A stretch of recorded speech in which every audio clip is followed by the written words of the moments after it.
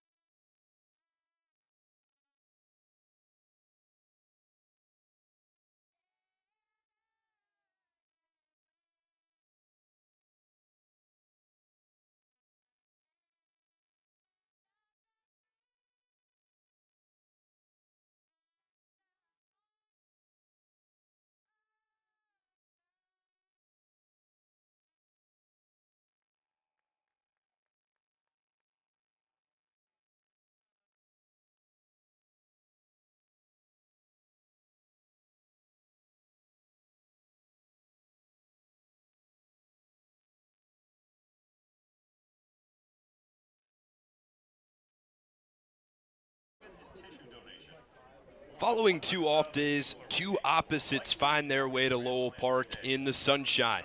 Familiar faces across the diamond with a father and son duo on either team's coaching staffs. But between the white lines, it's all business for the West Division foes at the midway point of the 2026 Cape Cod Collegiate Baseball League season. One team on a 6-game skid. The other recently claimed the first spot in the West before falling to a no-hitter on Sunday. It's the Cotuit Kettleers versus the Falmouth Commodores for the 3rd time in 7 days. All the action coming your way. Welcome to Lowell Park, wherever you are, wherever you find yourself. Welcome back to Cape League TV. I'm Liam Ervin. A beautiful day of sunshine on the Cape. You wouldn't notice that about 1.5 inches of rain came through the Cape yesterday. It was a rainy day, an off day yesterday. Make that 2 in a row for the Kettleers.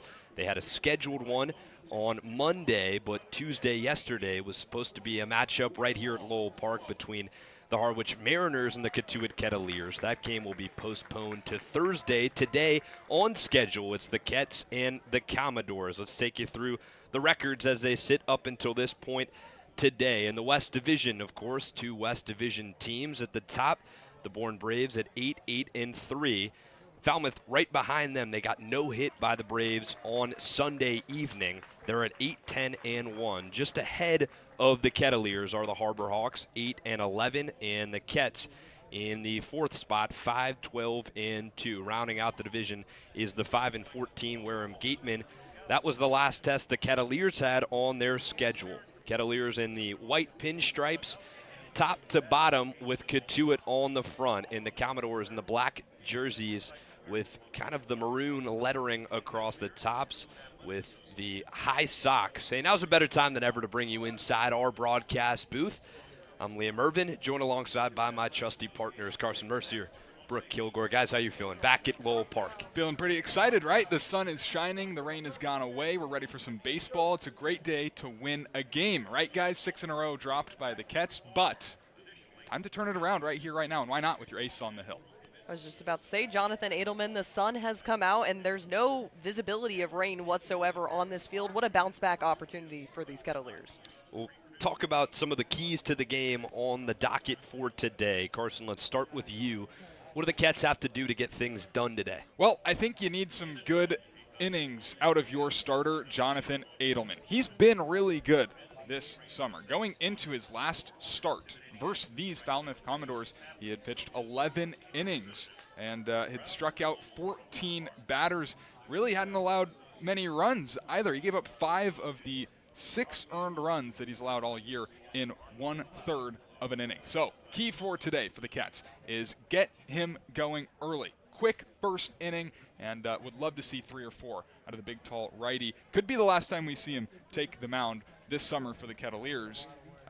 Never know, but you'd love for him to go out on a high note. He came into the last time these two teams played back last week. That was the first time of the season, and he kind of imploded. He came in with a sub-1 ERA and didn't make it past 1 out of that ball game. He went 1/3 of an inning pitched, 3 hits allowed, 5 runs, 3 walks, and then Coach Cooper came and pointed the bullpen. That was a hot day at Guv Fuller Field. Today he finds himself at the home grounds of Lowell Park. Brooke, what about you? I would have to back off of that. The Cotuit Kettleers really need to enforce that heavy load of their pitching staff, but also then back them up on the offensive end of things. Like you saw in our pregame show, they've been outscored 47-27 in these past couple of games. 20-run difference between them and opponents, and they had 8 hits against Wareham. It was a hot offense day for guys like Dawson Park, Jesse DiMaggio, Ryan Taransky, J.J. Moran, but only 2 runs to put on the board, that coming in the 1st and the 9th inning. So 7 scoreless innings, and you leave 9 guys on base. 4 of them were in scoring position. Only 2 of the 4 Ketts with a hit actually scored runs that day. Dawson Park and Jesse DiMaggio. J.J. Moran with an RBI to his name in that game. You really need to back up Jonathan Edelman if he's got this hot start today. Well, you want to talk about offense. The first time these two teams played on the 26th season, there were 20 runs combined between the first 2 innings. The Kettleers walked out of Guv Fuller Field with 11 runs and 12 hits, but still picked up the loss. It was this very Jonathan Edelman on the mound who had that start. He'll start again today at Lowell Park. Let's take you through the lineup today for the visiting Falmouth Commodores. It's some familiar faces top to bottom. but also some new additions to the lineup you haven't seen on either the 4th or 3rd of July. The lineup goes as follows. At the top, Fabio Peralta, the trusty center fielder out of Miami. Austin Maley falls behind him. Braden Jeffries in the 3 spot. Ryder Woodson, he had a homer in the first game between these two squads. And then come the new faces. Carter White in left field. He's a lefty bat. A.J. Putty at first base, a right-handed hitter. And Ben Slinker, Pearson Reebok, and J.J. Kennett to round out the lineup. They'll go against the tall righty on the mound out of Bucknell University. That's Jonathan Edelman. 6'7", 250-pounder. Yeah, that's a big boy on that hill for the Cotuit Kettleers. 1-0 win-loss record on the summer. 4.76 ERA, making his 5th appearance, 4th start. 11 1/3 innings pitched, 7 hits. He's punched out 14. He's walked just 6 batters, and in that last start against the Commodores, he walked 3. So half of his season's walks come in 1/3 of an inning. 5 of his season's earned runs come in 1/3 of an inning. He's been really good. This guy's a bulldog. Great mentality. It's fun to watch him work, and you got to talk to him on the 4th of July. He's ready to bounce back in a big way. Yeah, I was going to say, Brooke, you and I had the awesome chance to talk to him on the 4th and kind of go through his pitch mix, whatnot. One of the things he said is that he's a hard game of catch. Doesn't throw a traditional 4-seam fastball. A lot of cutters, a lot of sliders, and a lot of movement from that right arm. Yeah, he's really going to make you work with it. A 6'8" release point, too, and hitting in those upper 90s. He's a tall task for this Falmouth batting order, and they did have him worked through, but that was the first time these two had faced off against each other this season. Edelman with a couple days of rest, ready to get back into it and throw hard. Fabio Peralta steps in the box. The grass is green, the lines are painted, and the Kettleers are ready for the 20th game of the season. First pitch right down the middle to start things off. 5 p.m. first pitch start. Right on schedule are we at Lowell Park. Peralta heading into this game, a .238 batting average. He's got 8 stolen bases, though. Not a guy you want to put on first. Edelman misses outside. That really was kind of the issue his last start against these very Falmouth Commodores. He had 3 walks, which is very uncharacteristic for his mentality on the mound. Yeah, we just never seen that from him. Blows a cutter by Peralta's bat. It's 1-2. Yeah, usually it's a lot of that. A lot of early strikes from Edelman, getting ahead, staying ahead, working the zone, being in command. Good to see him already kind of back to that in his bounce back appearance. The 1-2 pitch. Got him swinging. 4 pitches, 3 strikes, and the first strikeout of the day for Jonathan Edelman. 1 up, 1 down. There you go, Carson. You got your key to the game. You got him swinging on the first one, watching a couple. You give up the ball, but you don't fall too early, and you get him on the swinging K. Fabio Peralta, who's done some damage against these Kettleers, scoring 2 runs, had a double, an RBI, a walk. Someone you want to put away quickly, and Edelman did just that. Quite the difference, too, from the last time he started against the Commodores. Peralta doubled off him. First pitch of the inning.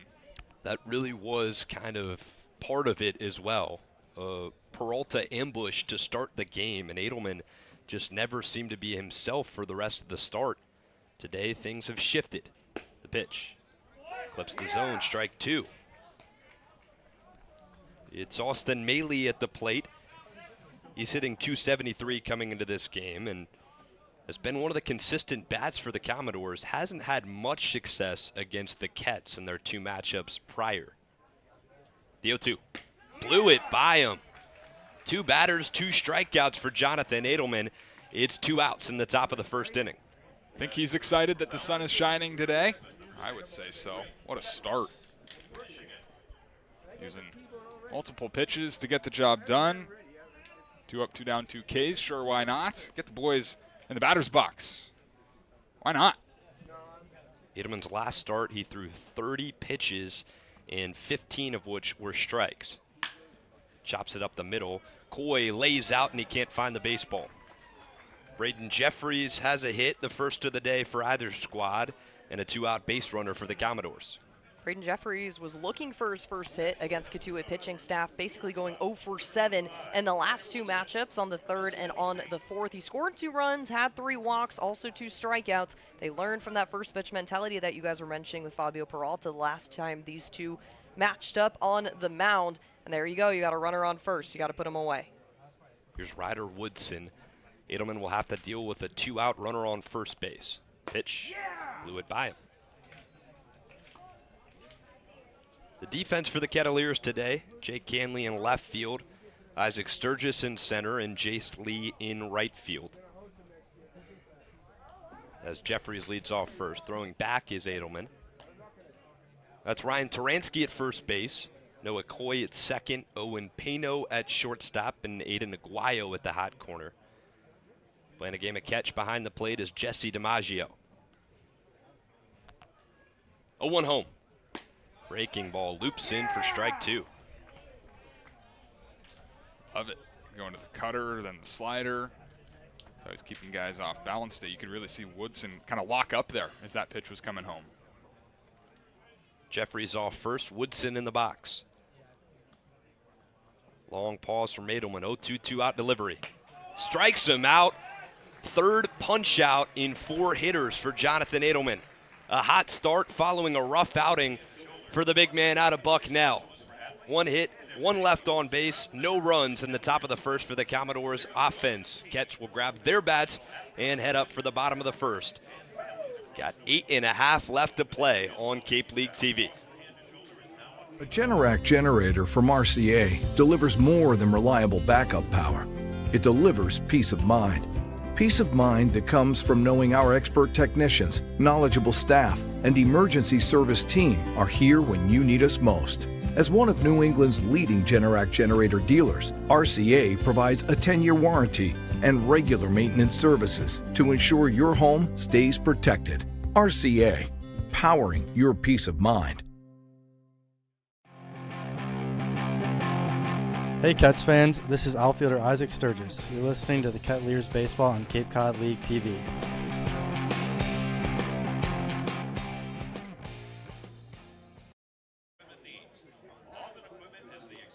Jonathan Edelman flips the script in the top of the first inning after struggling his last outing against the Falmouth Commodores. 0-0 ball game, bottom of the first at Lowell Park, and the Ketts grab their bats for the first time today. Let's run through their batting lineup today.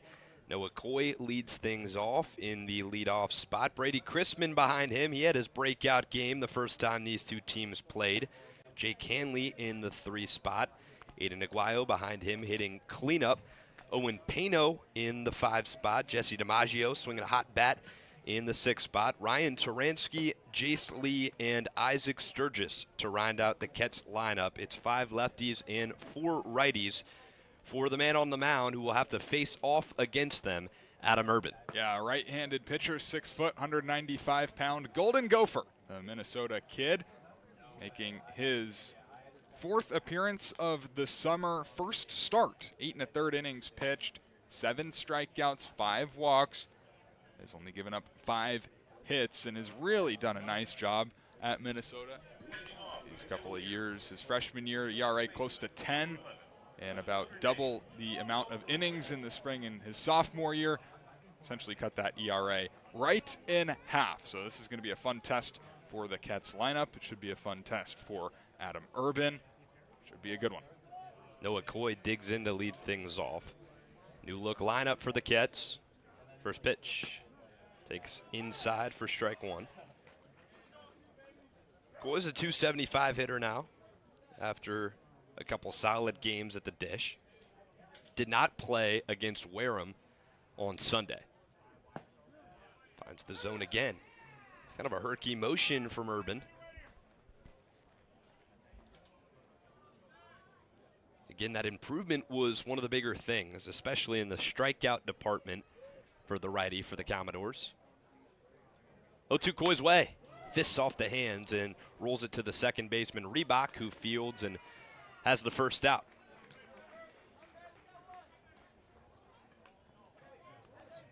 One up, one down sets the table for Brady Chrisman, who had his best game of the season against these Commodores back on July 3rd.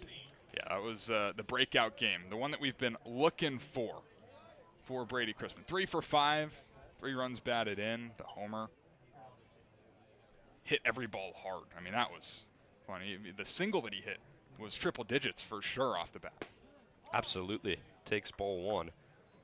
He's kind of a guy who all season long, just being around the ballpark, you see his batting practice rounds, saw what he did at Georgia Southern this season, and it's always been an expectation he would break out.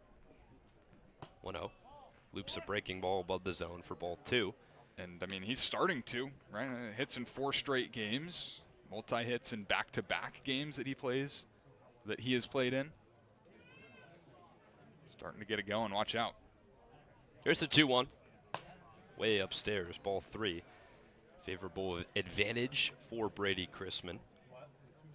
Freshly committed to Mississippi State under Coach Brian O'Connor. It's going to be almost a brand new lineup for Coach O'Connor. 3-0. Takes all the way for strike 1. Defense for the Commodores today. Carter White in left field. Fabio Peralta in center. He started all 3 games these teams have faced off. And Ben Slinker in right. Thought about the 3-1. Lays off, and it finds the bottom corner of the zone. Brendan Murphy's zone, that is. He's the home plate umpire today. Charlie Tashizan at first base, and Ryan DeMar at third. Chrisman takes ball 4 and heads down to first. All right, 1-out walk. Brady Chrisman, a guy that can draw ball 4, even when he was struggling. Walking more than he was striking out. Able to draw ball 4 here and get a runner on for Jake Hanley, who's had some tough luck at the plate recently, but still, kid can swing it. Yes, he has. He's 0 for his last 7. Takes inside off the hands. Faced a couple lefties the past couple matchups, especially against Wareham. Saw a lefty-lefty matchup in relief. Did have a walk, though, in that game. Back to first. Hey, now. Heads Ervin, almost throws it away. A.J. Putty saves it from going down the first baseline. Chrisman's got 2 stolen bases, but again, that's kind of one of those things that the Kettleers have struggled with, especially in their 6-game skid. Yeah, only 18 stolen bases. The only team to have not surpassed 20 on the Cape yet. Starting to get it going a little bit more, but still, as a unit, not running a whole lot. 2-0. Way high. 3 balls, no strikes. Not a good place to be living right now if you're Adam Ervin. No, it's not. 8 2/3 innings pitched for Ervin, and he's only walked 6 batters. As Chrisman leads off first. 3-0. Takes high, ball 4. Station to station goes Brady Chrisman. Hanley advances to first base, and it's runners on first and second with 1 out in the bottom of the first. Well, time to do some damage. You always want to score first and set the tone for the rest of the ball game. Ketts have put themselves in an opportunity to do just that with the cleanup hitter coming up.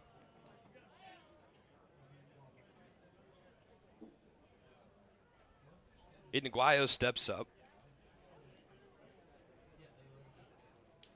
He's been playing so great defensively and hit a couple baseballs hard.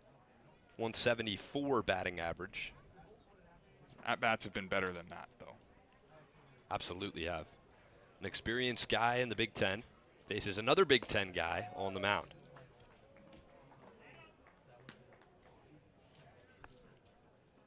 Pano behind him in the on-deck circle.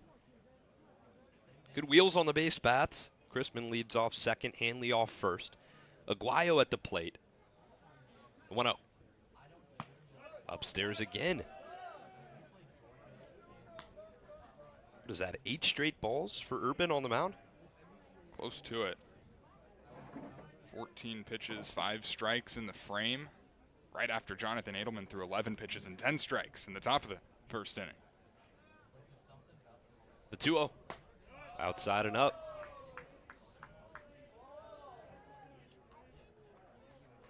Three balls, no strikes. Ervin has struggled with his command. He walked Chrisman after a full count, and Hanley on 4 pitches. Now he's on the verge of another 4-pitch walk. See if Aguayo's taking the whole way. The 3-0. He was, and it misses outside. 8 straight balls for Ervin. Hanley heads down to second, and the bases are juiced. Well, I would be pretty surprised if we saw Owen Pano swinging before he sees a strike. Think you got to see one in the zone. You got to make Adam Ervin prove that he can get back into the strike zone here.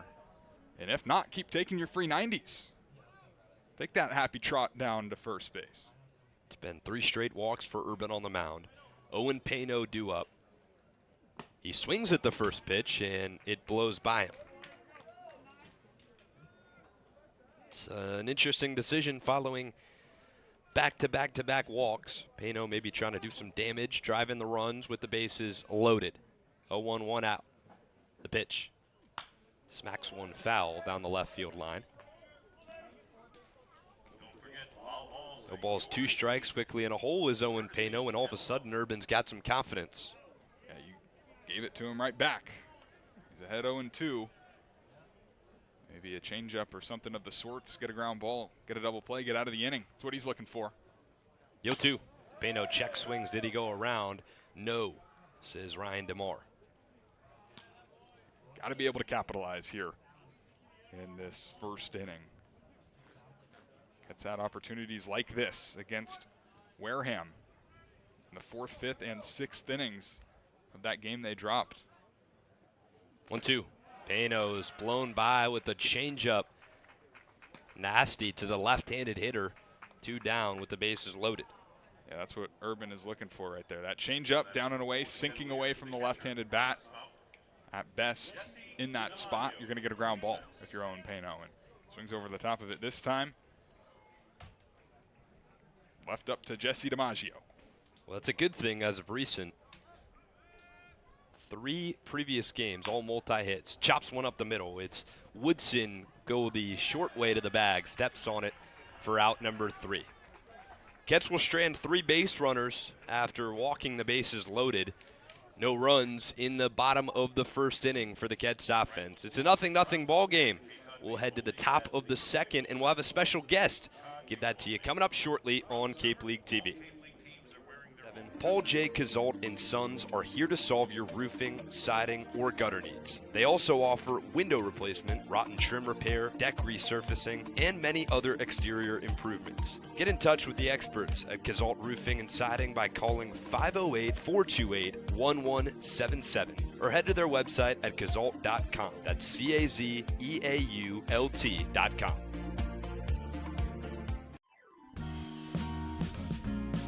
Cape and Coast Bank has been supporting Cape Cod families since 1921. Just like the Kettleers, they believe in teamwork, commitment, and community. Whether you're planning your next big move or need smart business advice, Cape and Coast Bank is there to help. Find out more by visiting capeandcoastbank.com or at their nearby location off Falmouth Road in Marston's Mills. Hey Ketts fans, this is Ryan Taransky, outfielder from the University of Cincinnati. You're listening to Kettleers Baseball on Cape League TV.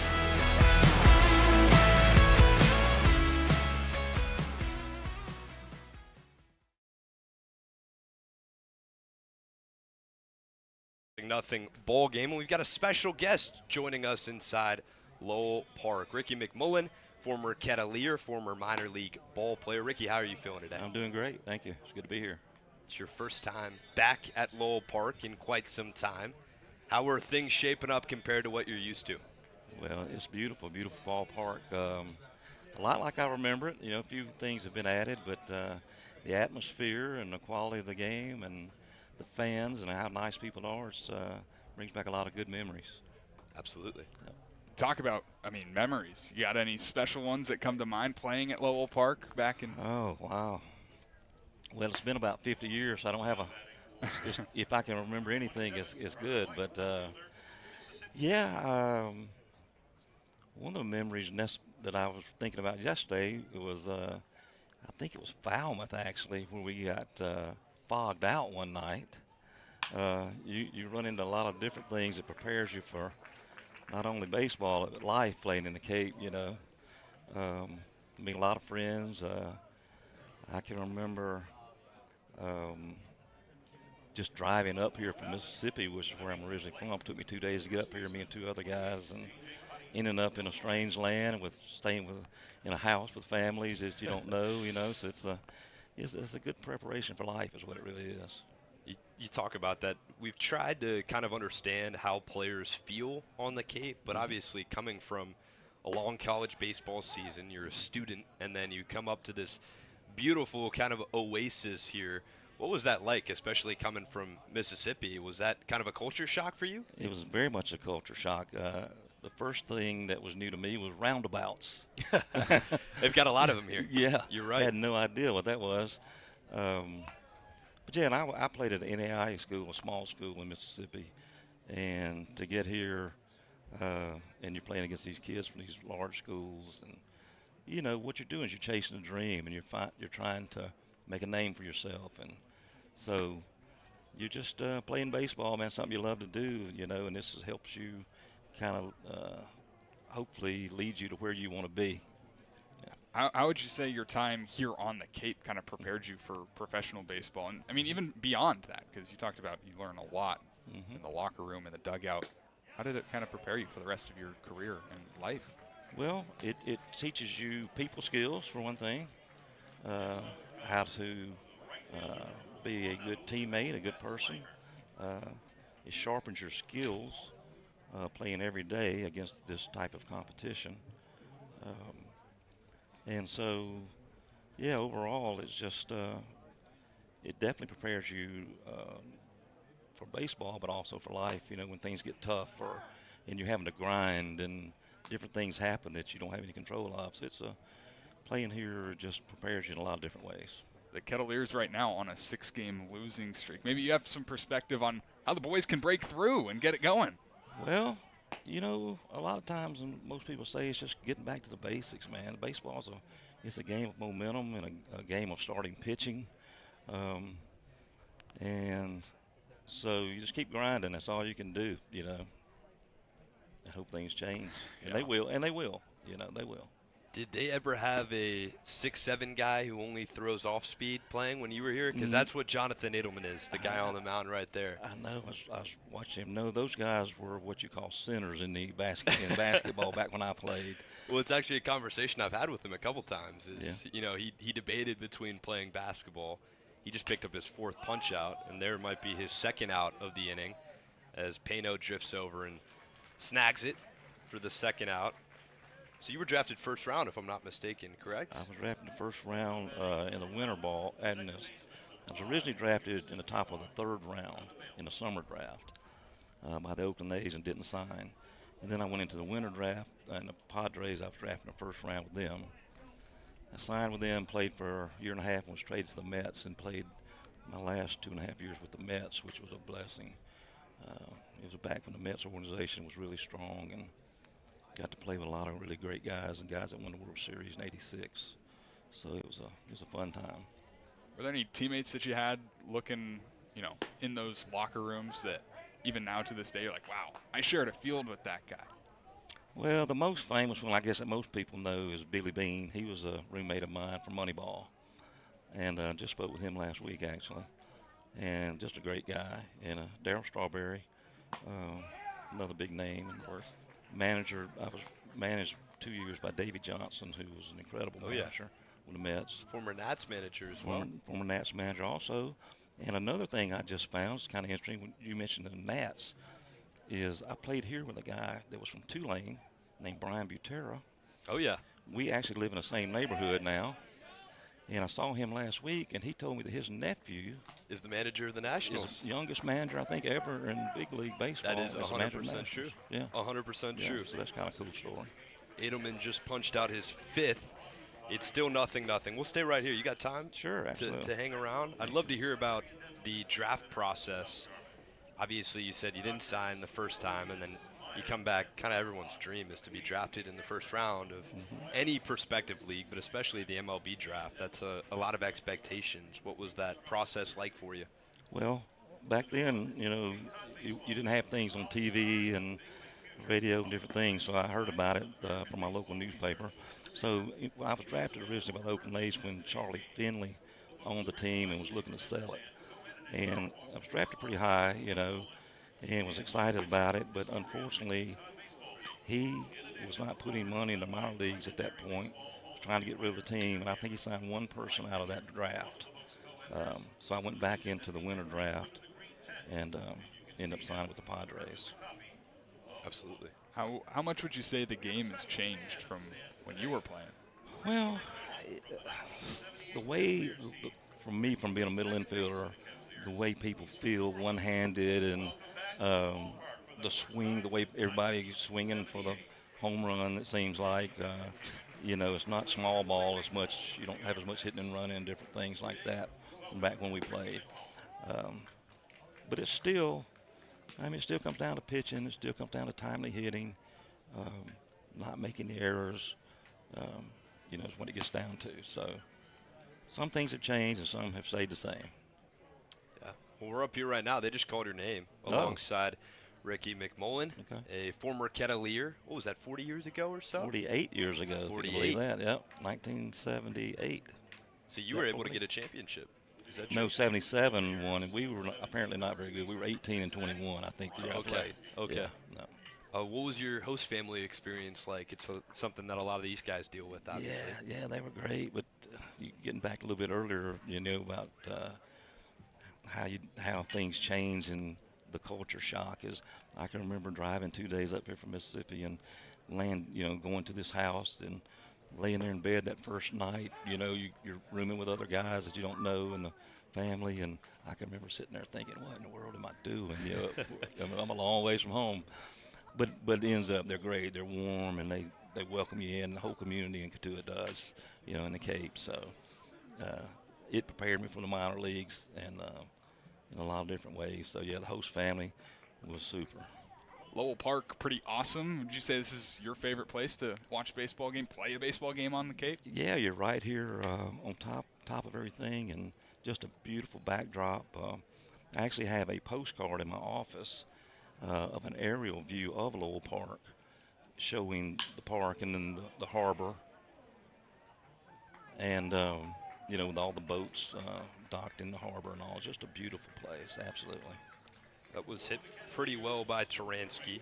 Be Taransky, Jace Lee, and Isaac Sturgis to lead off the inning. Let's take you back inside our broadcast booth. Liam Ervin, Carson Mercier, and Ricky McMullen, former Kettleer, former minor leaguer, former first-round pick. We appreciate you for taking your time, sir, as always. Talk about the minor league experience a little more. I think that's, again, something that these guys can relate to. What was that like? That must have been a grind. It was a grind. It's especially A-ball is a grind. It gets a little better as you move up the different levels. And people always say, oh, you must have got tired. The bus rides must have been tough, or the pay wasn't that great, or whatever it may be. But the bottom line is you're doing what you love to do. And I guarantee you, not many guys would say they wouldn't do it all over again, So it's something you start dreaming about. And it's the step. It's what you have to go through to get to the end product with where you want to be is the big leagues, obviously. So, yeah, but I would do it all over again, miss it every day, still dream about it, still think about it, so. Jace Lee's got an 0-2 count with one down. What was growing up in Mississippi like, baseball-wise? Mississippi has a strong background for baseball. My high school team, I actually played with Dennis Oil Can Boyd, that pitched for the Red Sox for a long time. My first college coach was Dave Booth Ferris, who was, I believe, pitched for the Red Sox and is on the Hall of Fame for the Red Sox now. And Mississippi State is a very good, strong college baseball program. So Mississippi's it's very known for baseball. A lot of good players come out of the state, even though it's not a large population state. But we love baseball there, and it's competitive, and it prepared me for to move on up. You play any other sports, or was it just baseball? Baseball was what I knew I had a chance at playing, when I was a small guy. Nice. Right back up the middle. What a play from Ervin. Been alongside Ricky McMullen. Pleasure. Thank you so much for joining us here. Appreciate it. Remembering all of Lowell Park, all the memories here, former Kettleer. Ricky, thank you so much. Thank you for joining us. Nice meeting you guys. Appreciate it. Pleasure. Go Kettleers. Good luck. Yes, Go sir. Kettleers. Okay, Yes, sir. We're going to take a quick break. We'll step aside when we return. Top of the third on Cape League TV.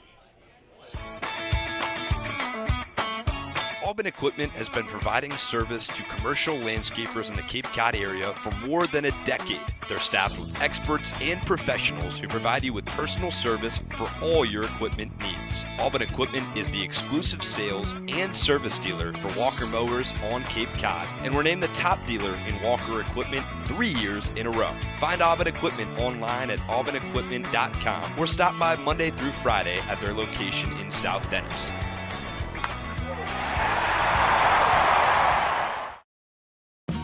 The Kettleers welcome ZoomInfo.com as a premier sponsor for the 2026 season. Smart businesses use ZoomInfo. It leverages data to unlock useful insights, and it allows you to know who to reach out to and how to reach them so you can grow your business. Unlock insights, engage customers, and win faster with ZoomInfo.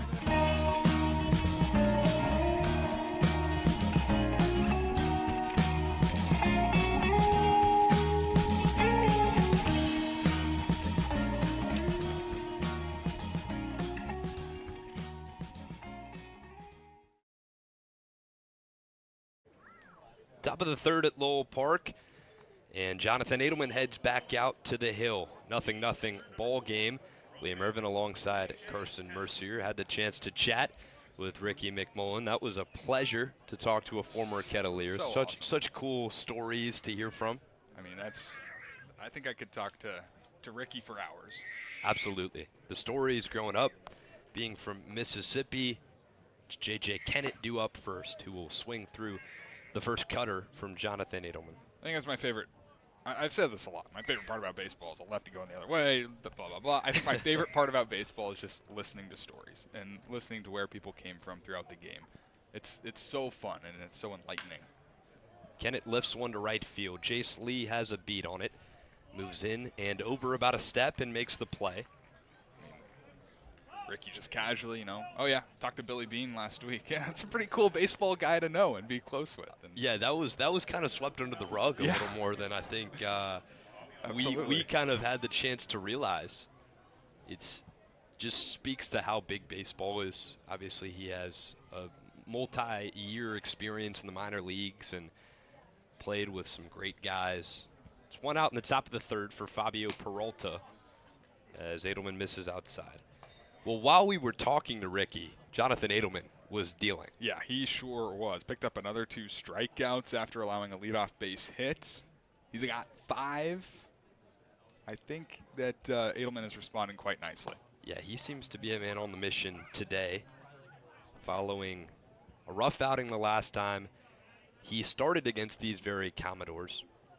He's been on his way through 2 1/3. Cotuit still looking for their first hit, but some loud contact in the last half inning. Peralta flies one down the third baseline. Aguayo's chasing, and he'll run out of room. It's really loud contact. Sturgis with a liner right back to Adam Ervin on the mound. Return to sender, and then Jace Lee and Brian Taransky, for that matter, with strongly struck fly balls to right. Hopefully a sign of good things to come for the Ketts offense. Peralta's got a 2-1 count with 1 down. Coy's kind of shifted over to the right side for the lefty, Peralta, who takes outside. 3 balls and 1 strike. The other fascinating thing about Ricky's story is he's had the chance to play in so many different states and areas for baseball. California, Texas, Mississippi, Illinois. That feels like one of the kind of looked over parts of baseball, especially in the minor leagues. Yeah, a game takes you different places. You never know where you're going to go. In college, you're looking to play in the Northwoods League or here in Cape Cod, Massachusetts. And then beyond that, there's 4 different levels of minor league baseball that you could go to, and you're getting thrown into all 4 quadrants of the states. Never know where it's going to send you. 3-2-1 out. Peralta rolls one on the ground, foul. Good battle by Fabio. He's had a hit either time these two teams faced off. First matchup scored a run, and then on the 4th of July, he had 2 RBIs, a run, and a walk. 2 over the full count pitch one more time. Edelman set, delivery, spikes it in the dirt. First walk issued by Jonathan Edelman. Peralta heads down to first, and talked about it at the start of the game, but a guy who's got 8 stolen bases, not someone you want to put on first. Yeah, I mean, that's probably the most dangerous guy. Right? I mean, Pearson Reebok has also stolen 8 bags, but top of the order, never want to walk a man. Tell you what, though, little 6-4-3 right now, right on the second pitch. That seems to be in the cards. First pitch, Peralta takes off. DiMaggio throws down to second. It's late. 9th stolen base of the season for Peralta, and a man moves to scoring position. No longer can that 6-4-3 double play be in order. Yeah, no, not this time. Maybe later. Maybe I was jumping ahead of myself. Not a bad throw from DiMaggio, but such a good jump by Peralta. I don't think any catcher on the planet is throwing him out there. Edelman with a long delivery. Now he's got an 0-1 outside. Well, that has been one of the issues with the Kettleers pitching staff. They have walked a lot of hitters. They had 7 on Sunday against Wareham. And then the last time these two teams faced off, 10 walks on the 4th of July. Yeah, then on the 3rd, 6 walks in the first 2 innings. Not a recipe for success, but hey, 1 here and there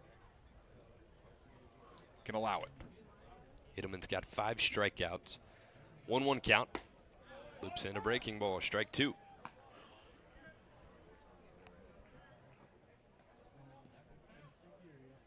Another storyline from today, of course, is the coaching staff dynamic between Coach Cooper and his son Jake.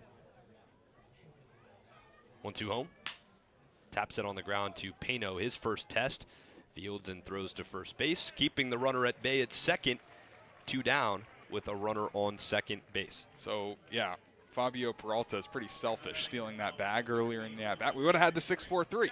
Brought it up perfectly. Good pitch by Edelman. The slider having the DH Malley out in front. Good job by Pano to take care of business. Now you're 1 out away from getting out of this frame. 1 out to get is Braden Jeffries at the dish. Singled his last time up. Takes low for strike 1. So the story is so interesting between Coach Rob Cooper and Coach Jake Cooper. Rob Cooper obviously knew his son was in the coaching business, as he has been with Penn State for quite some time, also at Eastern Florida State College and University of West Florida. Coach Rob Cooper said he built out his coaching staff, he filled out his guys, didn't really think much of it, and his son was looking at other options for the summer before the Commodores coach, Jack Dahm, called Coach Rob Cooper and said, "I have a spot for your son if needed." Pano's second try fields it cleanly and fires to first for the 3rd out. No runs, no hits, no errors, and 1 left on base. It's still a 0-0 ball game, as we're shortly going to be heading to the bottom of the 3rd. Before we do that, Coach Rob Cooper will be joining us following a productive inning from Jonathan Edelman again. Yeah, no, he's looking really, really good right now. A runner in each of the 3 innings so far, but has kept them scoreless. And hey, it's a family affair here at Lowell Park. Family affair is right. The 3rd member of our crew, Brooke Killgore, is dug outside with head coach Rob Cooper. Brooke Killgore alongside head coach Rob Cooper going into the bottom of the 3rd inning, and coach, it's 0-0, bit of a different pace than the last time these two teams met up. Talk a little bit about the differences in this game versus the first time you matched up against these Falmouth Commodores. Jonathan Edelman, your star stud on the mound, bit of an off day for him. What have you seen in terms of him bouncing back? Yeah, I mean, he's a competitor. He's shown it all summer that he's been here. That was just one of those outings that every pitcher is going to have at some point, and he's really going after these guys and doing a real good job right now. Definitely, and he's keeping it a 0-0 score. It's the bats, though, that have to start contributing a little bit more. You talk about it, there's no hits on the board, but across the 2 games that you played against the Commodores, 20 hits apiece for your batting staff. Kettleers' bats starting to get hot. How do you remind them to just keep going to get those runs on the board? Yeah, we gave up an opportunity to score in that first inning with the bases loaded and less than 2 outs, but, we've also hit, 3-4 balls really hard right at people. Just stay with the approach. The balls are going to fall at some point. And then final question, it's been a little bit of a losing streak for these Kettleers, but how do you remind the guys of the positives that they had in terms of putting up so many runs against these Commodores? Yeah, really good players, and really good players don't forget how to play baseball, and you know what? We're 0-0 right now today, so that's our goal, is try to be 1-0 today. All right, thank you so much, Coach. Appreciate it. Well, thank you, Brooke. Bottom of the third coming your way from... These guys haven't forgot how to play baseball, says Coach Cooper. Drag bunt down the first baseline. That will tap foul. J.J. Kennett, just standing right over it, waiting for it to spin foul. Finally did. Kind of like when you have a putt in golf and it's right by the hole and you stand your shadow over it to move it. Always works. It hasn't worked for me. Well, there's levels. Well, not everyone played JUCO golf, partner. 0-1, bottom of the third. It's Noah Coy back to the top of the lineup for the Kettleers. Outside.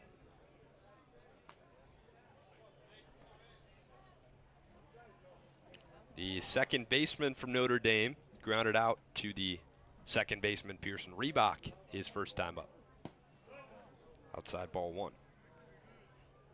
2, pardon. Well, the at-bats have been there, to Coach Cooper's credit. 3 walks in the first for Chrisman, Hanley, and Aguayo. And then 2 hard-hit baseballs last inning. Coy fists one down the left field line, chasing over his White. He'll catch it for the first out. Yeah, some well-struck outs in the second inning. Yeah, would have loved to capitalize in that first, though. Bases loaded, 1 out, unable to get a run across. It's one of those things that you look back to at the end of the ball game and say, well, if you were just a little bit better in this spot, maybe this would have happened opposed to this. We'll have to see. Brady Chrisman due up next. Clips the zone. 1 strike to the 2-hitter for the Kettleers. You want to talk about capitalizing on an opportunity? The Commodores on Sunday night, that was kind of the epitome of their day. They had the bases loaded in the bottom of the first inning at Guv Fuller Field. They scored a run on an error, and then after that, 8 zeros in a row on the board. They didn't have a hit. There were no hit by the Bourne Braves pitching staff, despite having 7 walks. That's baseball. Sure is. This game, man. This game. 1-2 to Chrisman. Taps off the end of the bat. Stays alive to see another day.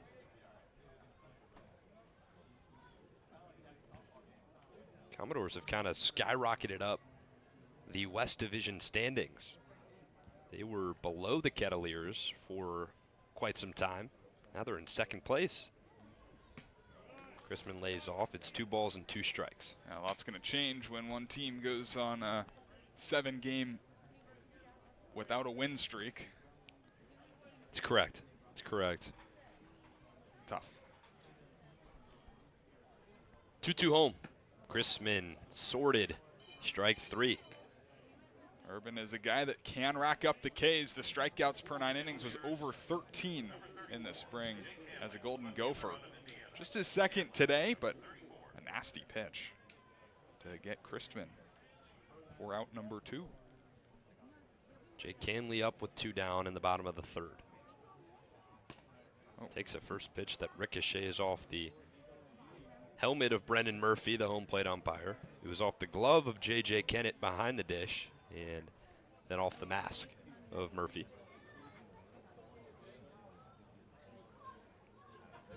1-0 Hanley's way. Breaking ball low. Well, Hanley's kind of been playing some struggling baseball as of late, but he does have the power at any point. 3 homers on the season. He's tied for second in the CCBL.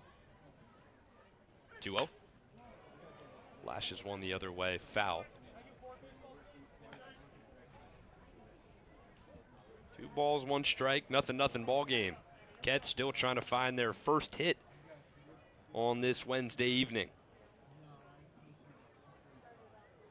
The 2-1 takes high.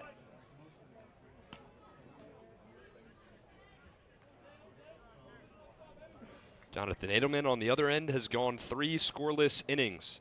Ervin trying to do the same. The 3-1 takes a breaking ball for strike 2.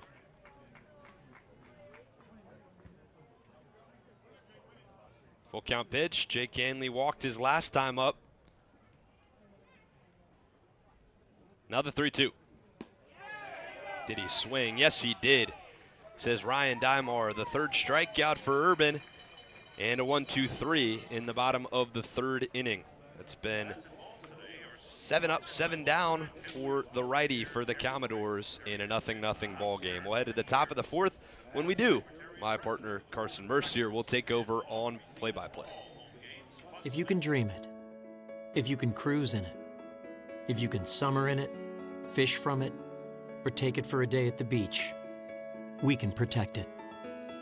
The Baldwin Group, protecting the possible. Cape Cod 5 is proud to be the official banking partner of the Cape Cod Baseball League. Cape Cod 5 offers a broad range of financial products and services tailored for every stage in your financial journey. Reach out to us. We're here to help. Reader's Hardwood Supply is a candy store for wood, whether you're a professional or an amateur. Reader's Hardwood Supply carries over 70 species of both domestic and imported lumber from around the world, displayed in over 300 self-serve bins for your selection.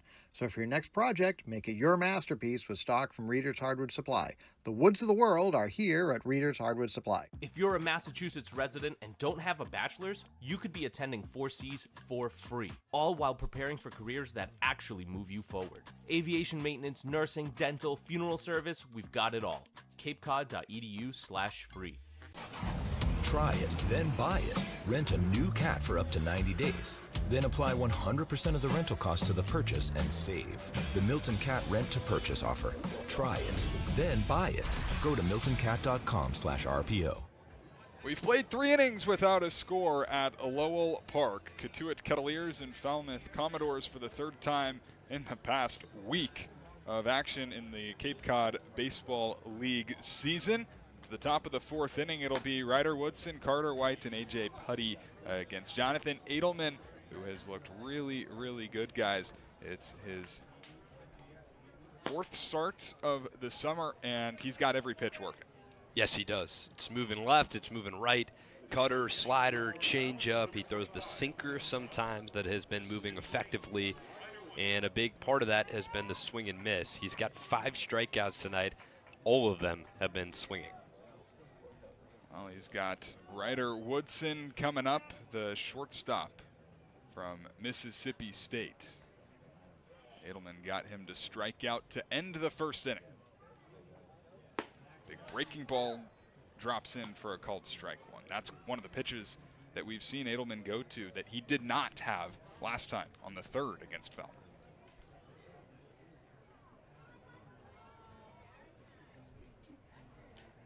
Nothing in 1 pitch. Another breaking ball bounce on the ground to Aguayo at 3rd. He got it on the backhand, throws across in time. And there's out number 1 in the 4th inning.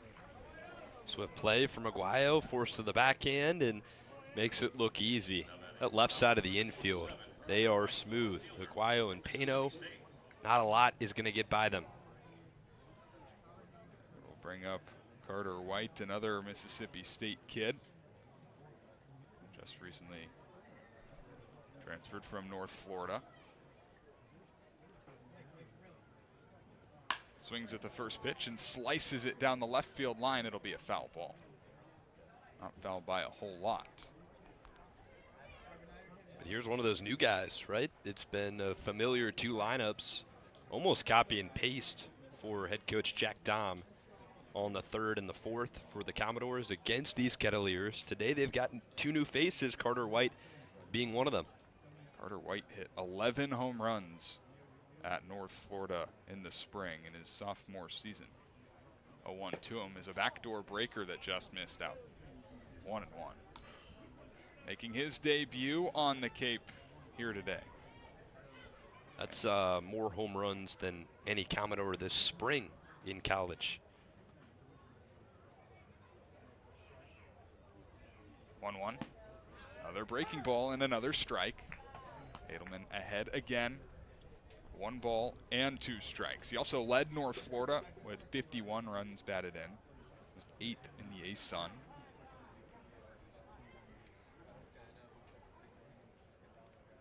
Led North Florida with his .963 OPS, top 15 in the conference.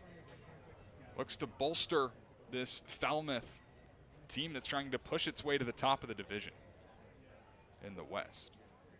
1-2 home from Edelman. Breaking ball is skied to right field. Taransky, the first baseman, with his back to home plate, will make the catch and foul ground.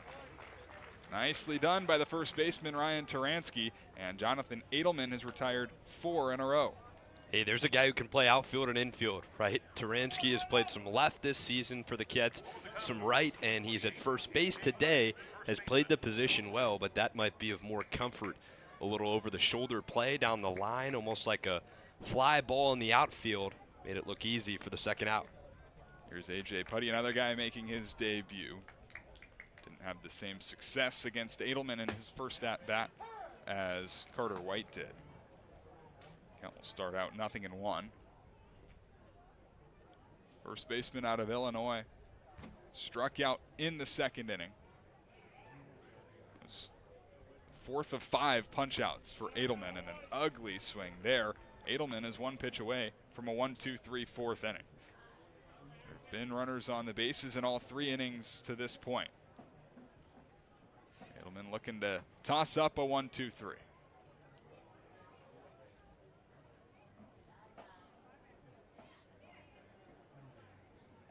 Breaking ball that Putty spits on. 55 games in the spring for Putty, hitting over 300. Good ads by Jack Dahm as the 1-2 pitch again skips in. 2-2. Around that time of the year on the Cape, you want to bring in as much help as you can get, trying to make a push to the playoffs. Yeah, you're seeing it with the Kettleers. They've got some new additions, especially in the bullpen. 5 new arms added. 2-2 with 2 outs in the top of the 4th. Edelman fires home. A fastball is lined up the middle into center field. It'll be a base hit, first on the summer for A.J. Putty in his debut ball game. It'll continue this 4th inning. All right, so both new guys with a base hit in their debut. Back up the middle, 2-strike count for Edelman. Just caught too much of the plate with the slider, and Putty's all over it. He was a big-time hitter at Illinois this year. But so what? You got 2 down and a runner on first base. It brings up Ben Slanker, who, unlike the 2 guys previous, has been around for some time. A team leading 18 games, make it 19 games on the summer. Goes after the first pitch. Noah Coy slides to stop it. Can't make a throw, and it looks like he may be in some pain in the shallow outfield. Almost one of the best plays we've seen this season. Coy laid out full extension, got up to his knees and tried to throw, and I think the wind kind of got knocked out of him following a hard dive. Probably will be ruled a hit, and runners on first and second with 2 down. Brings up Pearson Reebok. That's the 4th base hit for Falmouth.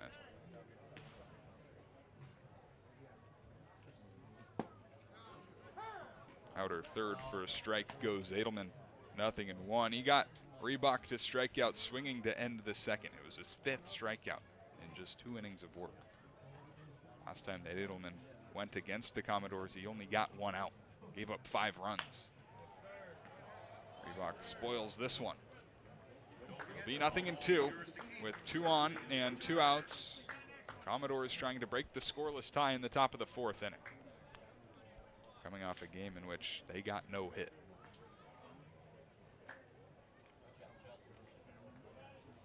Nothing in 2 on the way. Breaking ball. Reebok able to just catch a piece. Funny game baseball is. 24 runs in 2 games versus the Kettleers, and then 1 run without a base hit. Pretty wild. We kind of thought that the game after the 14-11 victory for the Commodores was going to be a low scorer. It was not. Not at all.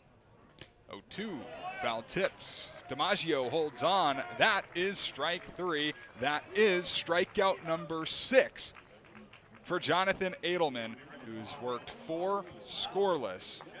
He strands a couple of base runners in the 4th. Ketts coming up when we come back on Cape League TV.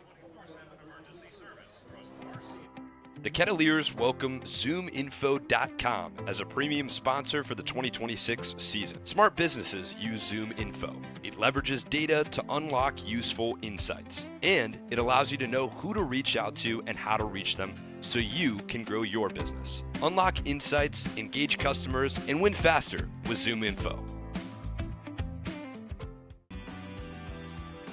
Proudly serving Cape Cod, Plymouth, and the South Shore since 1927, Paul J. Cazalt & Sons are here to solve your roofing, siding, and gutter needs. They also offer window replacement, rotten trim repair, deck resurfacing, and many other exterior improvements. Get in touch with the experts at Cazalt Roofing and Siding by calling 508-428-1177 or head to their website at cazalt.com, spelled CAZEAULT.com.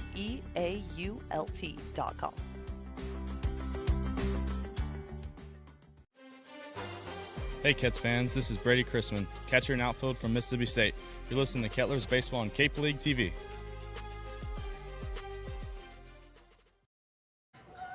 No score as we go to the last of the 4th at Lowell Park, and good reason why there's no score is, well, defense has been solid, especially at the hot corner for the Commodores. Braden Jeffress, a Rawlings Gold Glove Award winner at Michigan in the spring. It's got to be pretty confident, or give you a lot of confidence as a starting pitcher in Adam Ervin to make your pitches when you have a guy like that behind you. Yeah, that came out June 17th, so not quite a month ago, but he's got that nice award trailing behind him. He becomes the first winner in Michigan program history to take home that knock. Started in 57 games at third base, saw action at second, shortstop, and left field. 974 fielding percentage, 6th on the team among players with more than 100 chances, only 4 errors. Here's his third base counterpart, Aiden Aguayo. Another Big Ten guy out of UCLA. Hey, he might deserve a Gold Glove after this summer. I was just going to say he could very well be in the conversation in the spring next year as well. 2-0. It'll be Aguayo, Pano, and DiMaggio. 4, 5, 6 for the Kettleers in the bottom of the 4th inning. Ketts still trying to muster up their first hit. 2-0. Aguayo in the air to left. Coming on is White. He won't get it. Dunks right in front of him for a base knock. There it is. First hit of the afternoon for the Kettleers comes to lead off the 4th inning. It belongs to Aiden Aguayo. Ask and you shall receive, partner. Hard hit line drive to left. Couple hard hit baseballs today. This one finally drops in front of White in left. And a base runner with a lot of speed on first, who's been trying to steal more bases on the summer. Put him in motion. Opportunity for some scoring. He's 3 for 3 this summer. Takes outside, ball 1, is Owen Pano. The shortstop was up with the bases loaded and 1 out. And after Adam Ervin had thrown 9 straight balls, Pano attacked the first pitch, ended up striking out. Takes high this time, 2-0. Pano still trying to get it going a little bit. Just his 5th game on the Cape for the Ketts. He's 2 for 14.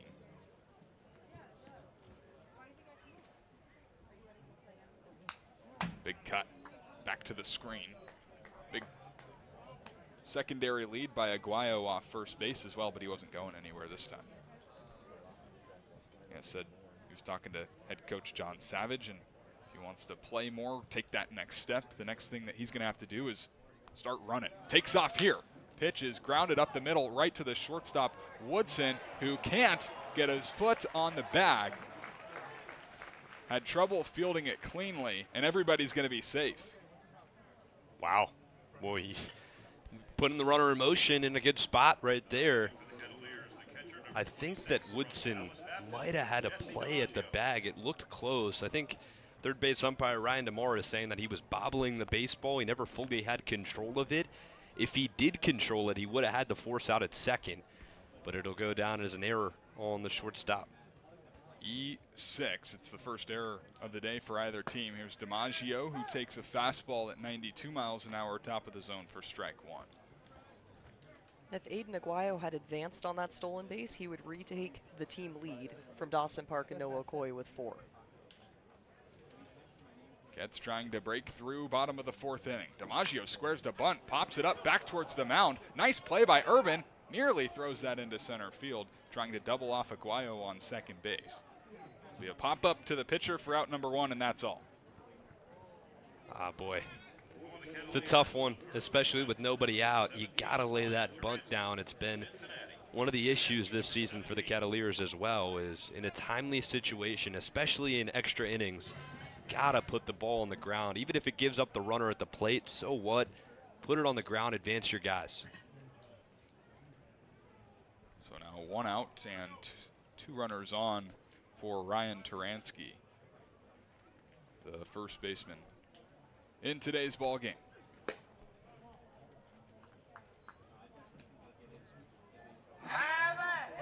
Got pretty good wood on one in the second inning, but flew out to right field. Maybe starting to get going after a 2-for-4 day at Wareham on Sunday night. Both runners are going to take off, and the catcher, Kennett, can't handle it. It's going to be a double steal. 2 in scoring position for the Ketts in the 4th. We heard about it from Coach Rob Cooper at the start of the season. They've got the green light. Ketts base runners have the freedom to choose when they want to go. And what great coordination from Aiden Aguayo and Owen Pano. J.J. Kennett just couldn't keep it in his mitt. That was a great pitch to choose to run on. And they're both safe, and you got 2 runners in scoring position for the first time this game. Pitch was a ball. Good to see the Ketts making a little bit of action after back-to-back 1-2-3 innings in the 2nd and 3rd. Had the bases loaded with 1 out in the 1st. 2-0 pitch. Turansky flips it foul. Trying to get aggressive on a 93-mile-an-hour heater. This feels like empty the tank time for Ervin. There's an arm throwing in the Commodores bullpen. He is topping at his fastest speed of the day.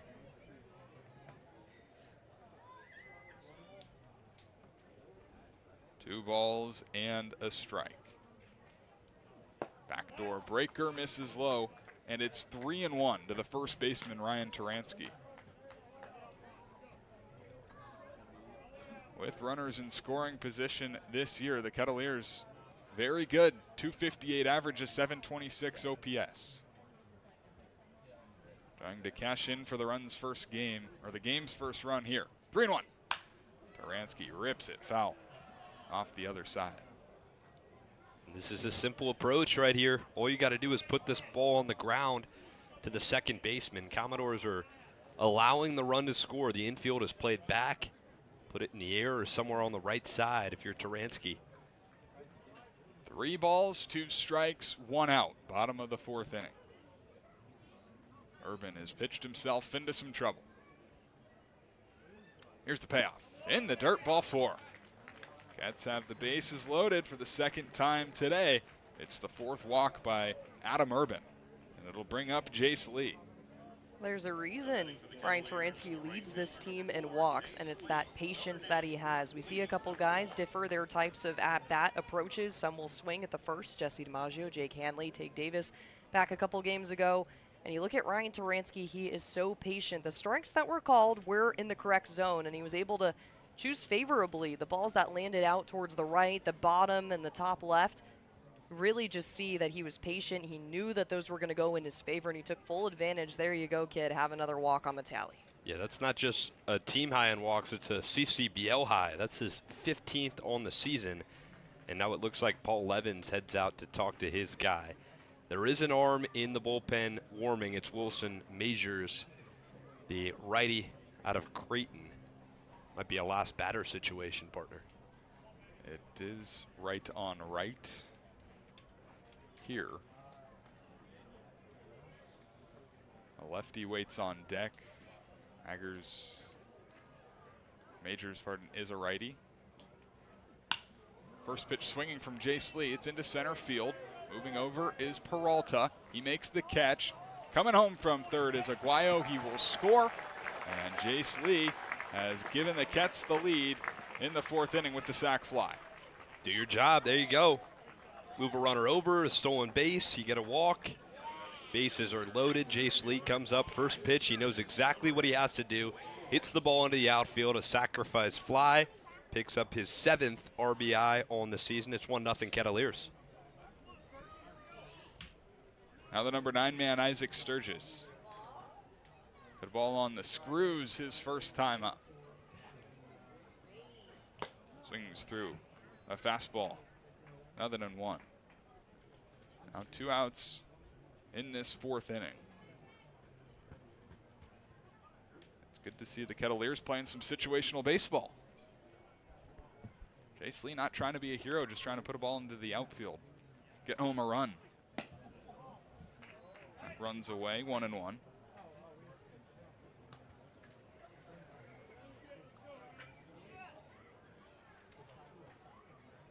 Ketts have scored first now in back-to-back ball games.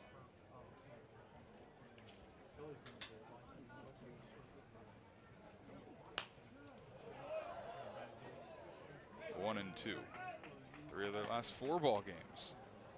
The offense, it really does feel like is about to take a turn for the better.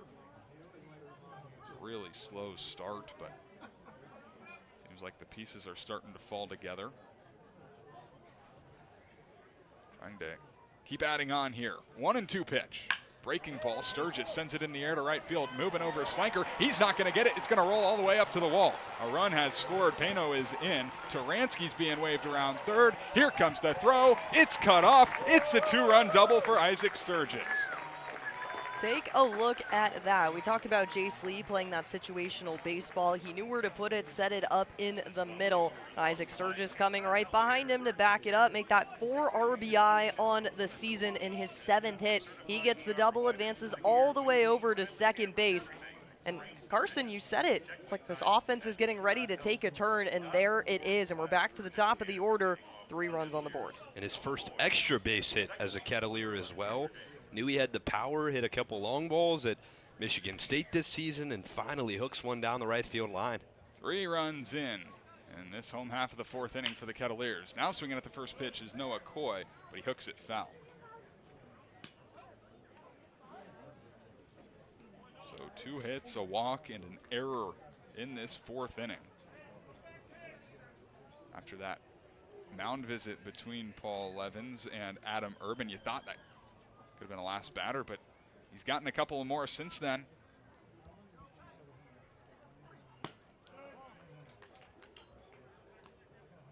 One and 1 on the leadoff man by Noah Coy.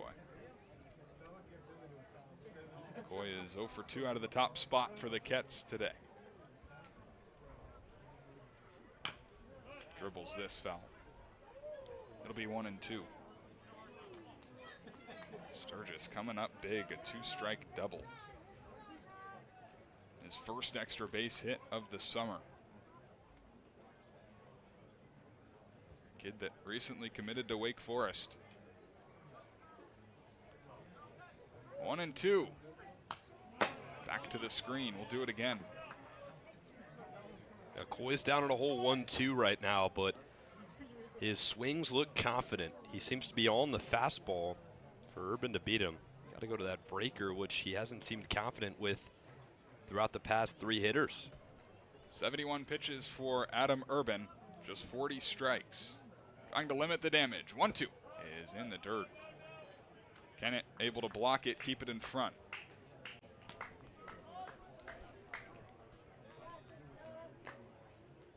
Ketts did not have a hit coming into this fourth inning. They've got 2 and 3 runs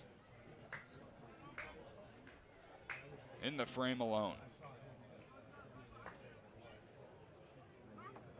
2 balls, 2 strikes, 2 outs. Pitch home.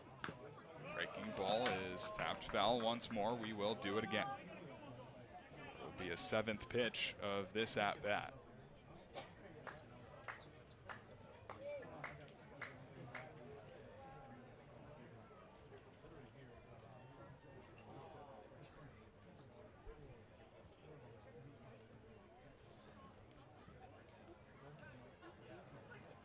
Ball 3. McCoy making it tough on the starter, Ervin, who could be at the end of his rope. Yeah, hey, good fight. Good at bat. This is a win regardless. 8th pitch of the at bat on the way. 3-2. Smashed to right field. That's down, a base hit. Back-to-back hits for the Ketts. Sturgis will walk on home. It's an RBI single for Noah Coy. The Ketts have scored 4 times in the 4th. It just felt like Coy was going to break open that at bat. He saw the pitches so well, fouled off a couple. The fastball, he was all over it. Breaking stuff, he found it, and he found a looper on the inside corner. Just hung it up a little too much, pulled it right down the right field line. 4-0, Cotuit, and a pitching change coming. This looks like Jack Dom taking the baseball from his starter, Ervin, who looked good through 3 innings, but hit a speed bump in the 4th. 4 runs home. Still work to do to get out of the inning for the Commodores. We will step aside. New pitcher when we come back.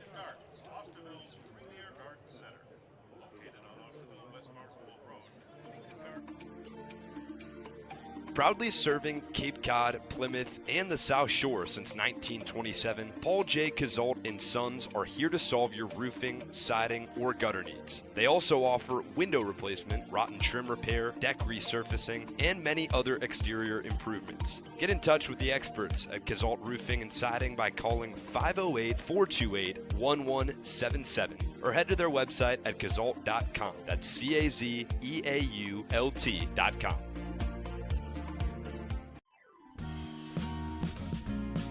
Cape and Coast Bank has been supporting Cape Cod families since 1921. Just like the Kettleers, they believe in teamwork, commitment, and community. Whether you're planning your next big move or need smart business advice, Cape and Coast Bank is there to help. Find out more by visiting capeandcoastbank.com or at their nearby location off Falmouth Road in Marston's Mills. Hey Ketts fans, this is Ryan Taransky, outfielder from the University of Cincinnati. You're listening to Kettleers Baseball on Cape League TV.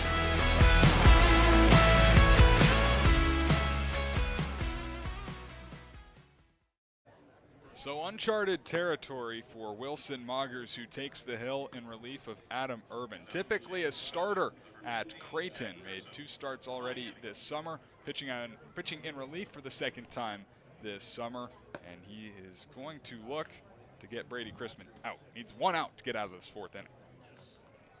Yeah, 6'2", 200-pound righty from Creighton. He won the Freshman of the Year in the Big East his freshman season. This season bounced back, and you're right, traditionally kind of a starter. He started 8 times this season, dealt with an injury, but did pretty well. And his last appearance was also solid. 1 in the 3rd innings pitched, 2 hits allowed, just 1 run given up. Comes in a spot with a runner on first and 2 down. Aiden Aguayo led off this inning. He singled. Owen Pano reached on an error. Taransky walked. A sac fly from Jace Lee. 2-run double Isaac Sturgis. Then the base hit by Noah Coy. 2 outs now. Brady Chrisman, the 8th batter to step into the box for the Kettleers in the 4th inning.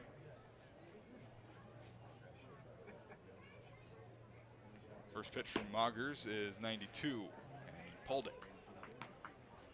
One of the bigger issues that you'll have to watch with Moggers is he leads the Falmouth Commodores with most hit batters on the season, and that last time out had 3. Trying to catch Coy sleeping. Not this time.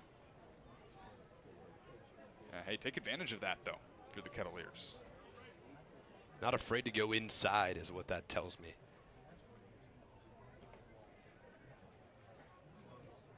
Another throw over. Coy was leaning, but just able to sneak back. Noah Coy, one of the better base stealers for the Kettleers this summer. He's 3 for 3.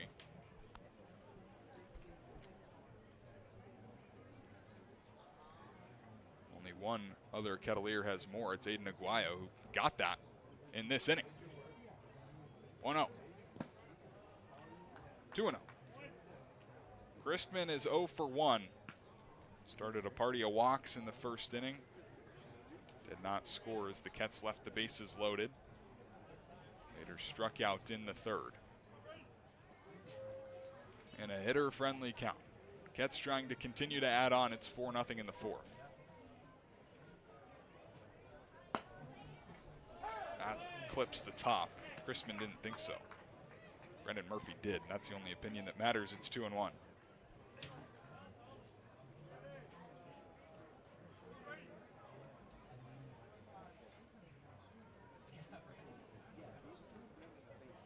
Coy will take off. Pitch is a ball. Throw down from Kennett, not in time. Fourth stolen bag on the summer for Noah Coy, ties a team lead. And another man in scoring position for the Kettleers. Aiden Aguayo gets the team high, and Noah Coy wants to do the same. This is one of those games where you really just got to take full offensive advantage as much as you can, and Noah Coy saw that it worked. He got Aiden Aguayo stealing bases left and right. Owen Pano following suit. Might as well join the team on today. Count is 3-1 on the DH Christman. Breaking ball will drop in. You could tell Christman was sitting something else. Yeah, sure was. A little off set with the breaking ball. Now time to reset. Runner on second base. Full count, 2 outs. Jake Hanley waiting on deck. Maugers home. Pitch in the dirt, ball 4. Second walk of the inning by Commodore pitching. 2 runners on for Jake Hanley with 2 outs.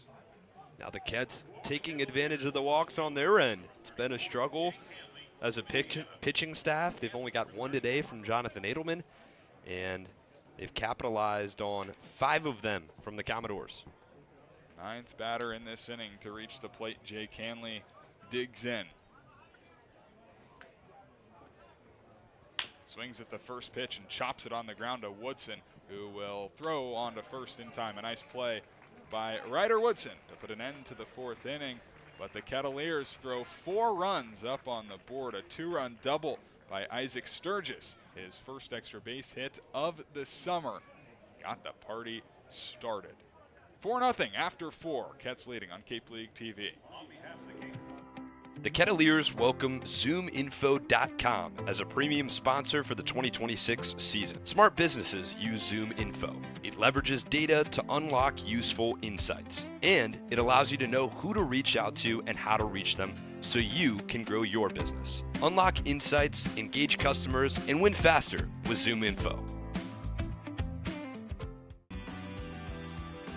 Proudly serving Cape Cod, Plymouth, and the South Shore since 1927, Paul J. Cazalt & Sons are here to solve your roofing, siding, and gutter needs. They also offer window replacement, rotten trim repair, deck resurfacing, and many other exterior improvements. Get in touch with the experts at Cazalt Roofing and Siding by calling 508-428-1177 or head to their website at cazalt.com, spelled CAZEAULT.com.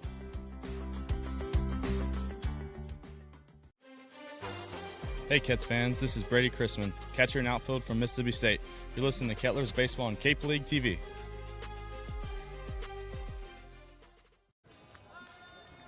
Well, the Cape Cod Baseball League season surges on. We're right in the thick of it, about halfway point, and here's a look at the CCBL standings. In the East Division, YD is still surging. The East as a whole surging. 4 of the 5 teams sitting above 500. Orleans at 6-13, trying to get a spark, but they've got some players coming in. As for the West, Bourne leading the way at 8-8-3. Falmouth playing in this game, of course, 8-10-1. Hyannis 8-11-0. Cotuit sitting at 4th place at 5-12-2, but they're leading over Falmouth right now, 4-0. A win would be big, and they got a big start out of their starter, Jonathan Edelman. They're going to turn the ball to the bullpen now. It's Kyle Kipp to take over. Yeah, 6'2", 200-pound right-handed pitcher out of Boston College. Seen Kyle Kipp quite a few times this season. In fact, in the last game on Sunday, came in and threw an inning of relief. You see it right there, 7 innings pitched, 5.14 ERA. He's got 7 strikeouts. He's coming in some big moments, some big-time extra inning games, and today kind of a little bit of a lower leverage mid-relief situation, which might bode well for Kipp. He's got the bottom of the lineup, 9-1-2, facing off against the righty. It may be the easiest, or not the easiest, the earliest that we have seen Kyle Kipp come into a ball game this year.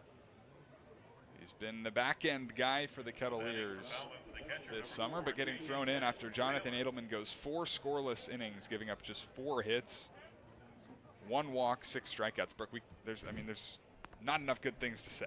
Well, another great thing to add on there, out of all the batters he faced, whenever he threw a first pitch strike, which would be 13 to round out the day, he had 6 strikeouts, or he forced 6 groundouts or the flies. He's been phenomenal, and when he had that first pitch strike, there would be a batter put away almost every single time. Here's J.J. Kennett, the 9-spot hitting catcher, rifling the first pitch foul out of play down the right field line. Kennett flew out to right field in the 3rd inning. Rising senior at Baylor.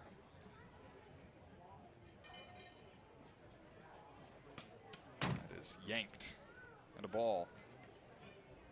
1-1. Back to the standings, though. I mean, the West is pretty wide open for anyone to take. You got to get hot. Yeah, I was going to say, I mean, Chatham sitting in 4th in the East, they would be 1st in the West Division. But all that means is that the Kettleers are still far from out of the division standings-wise. They've got about 5 games back, 7 games back-ish, depending on the ties, depending on how things play out. So put together a couple in the mid-season mark before the All-Star break, and you're in good shape. Kettleers have lost 6 games in a row as Kipp gets a little flare job out of Kennett. Going back is Coy to make the catch for out number 1. Last time the Kettleers lost 6 ball games, it was early June of last season. They would go on in their next 10 games to go 6-3-1. So maybe, I don't know, who knows, history repeats itself in early July this time. Yeah, it's such an up-and-down season, too. It's been something that Coach Rob Cooper has preached on so much, is dealing with those up-and-down stretches. And just, frankly, right now it's been a down stretch, but you got some runs on the board. Good start from Jonathan Edelman, and now you're back in business. Fabio Peralta, top of the order, fouls off the first pitch. 0-1. Yeah, I mean, we're only at the halfway point, but there's a lot of season to go. 20 more of them. Feels like it's flown by. It has.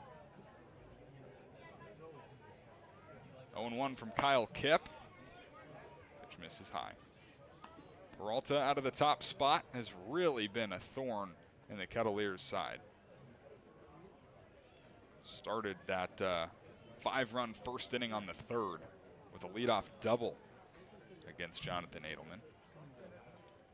Made some good plays in center field as well. Swings over the top of a changeup here. It's 1-2. Recruited in part by head coach Rob Cooper. Now he has Jake Cooper in his Falmouth dugout. Pretty ironic. Baseball is it's a small world. 1-2. Another foul ball. Peralta, Miami kid through and through. Grew up in Miami, Florida. Will be a junior this coming year with the Hurricanes. 51 games in the spring, 289 average.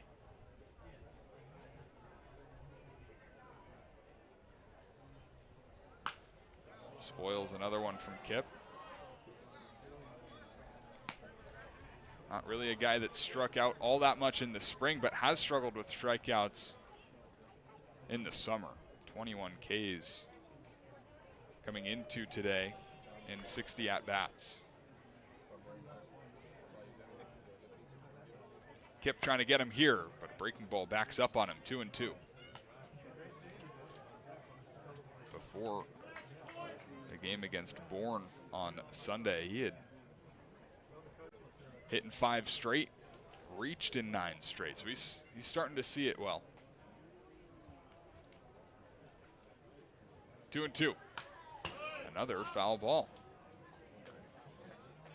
Well, and last season he was an East All-Star for the Brewster Whitecaps. He was telling us on 4th of July after the game, you know, just came simple. They signed me for a couple of weeks, and I just kept dishing so well that they had to keep me around. Had a 0 ERA after last summer. 2-2. Another breaking ball off the end of the bat, and another foul ball. That was pitch 8. So Kyle Kipp really having to dig deep. Yeah, and I'll tell you one thing, this is probably going to go on forever until Kipp either gets a strikeout or Peralta puts a ball in play. Kipp's not a guy who walks a lot of hitters, and Peralta is a guy who can work a good at-bat. Especially when he's seeing it well like he is right now. And another foul ball. Been a couple of long at-bats in this game.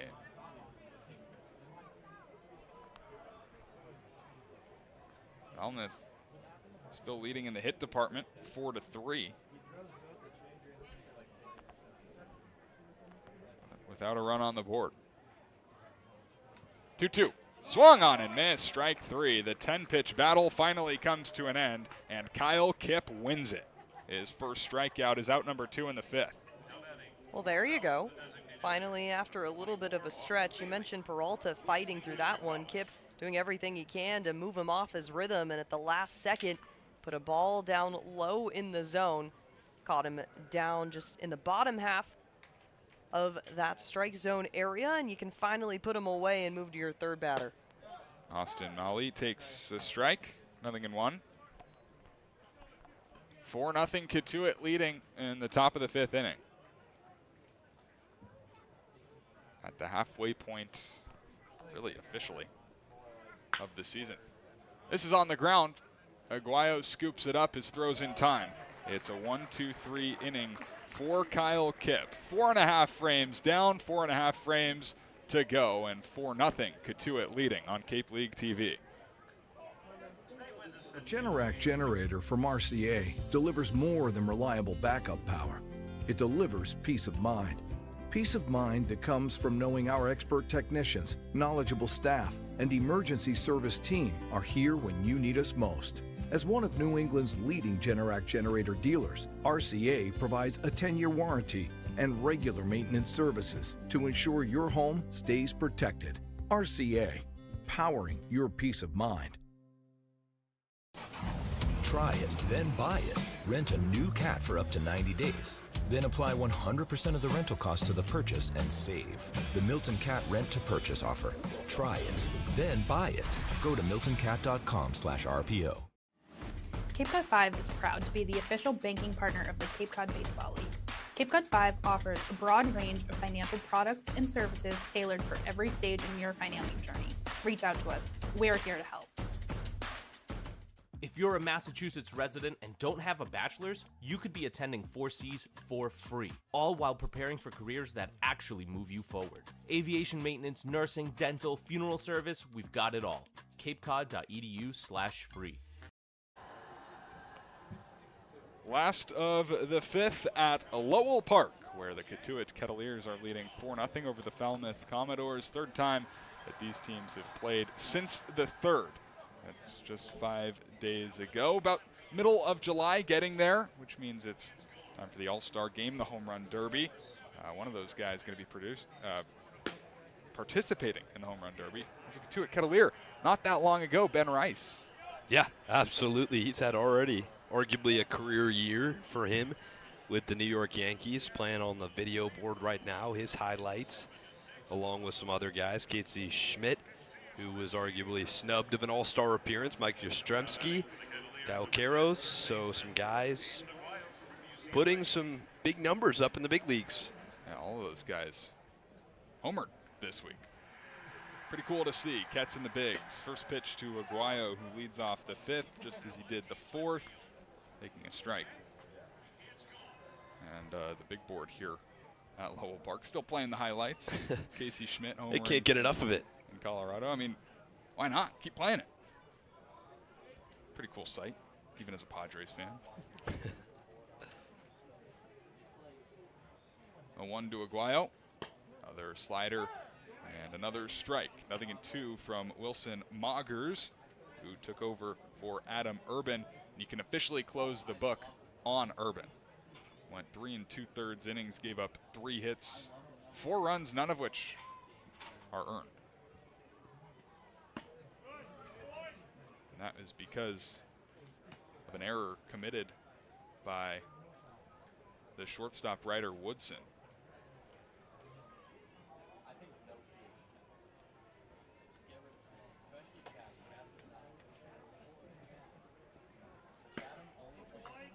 Four walks, though, 3 strikeouts. The count goes to 2-2. Didn't really have his best strikeout stuff that was as really advertised to us. Over 13 Ks per 9 at Minnesota, but found ways to get outs. Aguayo chases this one. Top of the zone, first K for Moggers. First out of the 5th. Just elevated him on a fastball. Good pitch, blew it by the bat. Usually Aguayo's a high fastball hitter, but couldn't catch up to that one. Brings up Owen Pano. 0 for 2, did reach on that error. Also stole his first bag of the summer.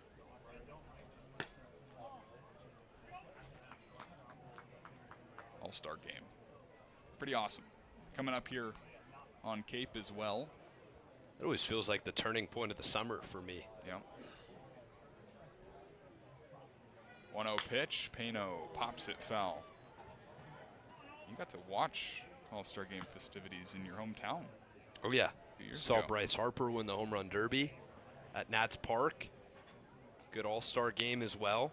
Need to bring one to Petco, though. It's been a while. 2016, I think. It's a cool ballpark. Very awesome.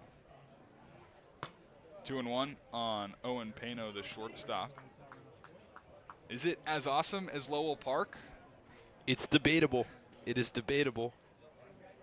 I don't know. You ever been in the pool in the Diamondbacks? No, Park? but I've definitely asked my mom if that could be a 21st birthday type celebration. But you see a lot of the celebrities come out. You look down over in the top of the stadium, and you're just kind of jealous of all the people sitting there in their swimsuits when it's 112 degrees outside, and the best they can do is open the rafters above you. 3-1. Breaking ball falls into the zone. 3-2. Pretty nice pitch. By the movement in the bullpen, this is most likely the last inning for Moggers. Never know, but there's a lefty up and getting loose for the Dores. 3-2. Pano spoils this one. We saw a 10-pitch at-bat by Fabio Peralta against Kyle Kipp in the top of this inning. I'd love the Ketts to really make Wilson Moggers work. Keep him out there for as long as possible. It is 4-0 Cotuit, but no lead safe. 3-2. That is ball 4. Second walk that Moggers has issued. It's the 6th drawn by the Ketts in this ballgame. Talk a lot about the flipper rounds of today's game. You've got the 6 walks. You're forcing Falmouth guys to sit on base. You've got 5 left on base in today's game. The strikeout ratio is different.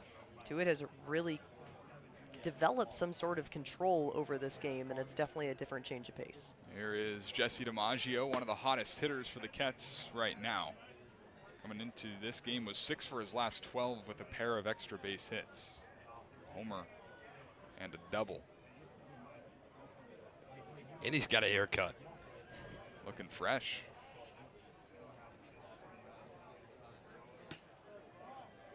Takes that off the outside. He's always rocking the headband as well. Still got the American flag theme going. Him and Will Plattner. Big headband guys. Well, Sojano used to always wear a headband as well. It's, I think it's acceptable to wear a USA headband. It's pretty sweet. Why not? Ball and a strike, a man on first, one out. DiMaggio taps this off himself. Count is 1-2. DiMaggio is one of those guys, probably one of the very few that rocks the full arm sleeve too. Got to change the colors of that though if you're going to Dallas Baptist here next couple of months. Fits in pretty well with Cotuit. Of course, that red that he wore at Westmont College in California. Division II school, now making the jump up to Division I, like Brooke, you said. That bats have been impressive. He's really started to get it going. 0-4-2 today. 1-2 pitch is hit hard on the ground to Woodson. 2 hops, goes to second, 1 on to first, a double play. 6-4-3 on the twin killing, and Wilson Mager is able to face the minimum in the 5th. We're done with 5, and it's 4-0 Ketts on Cape League TV.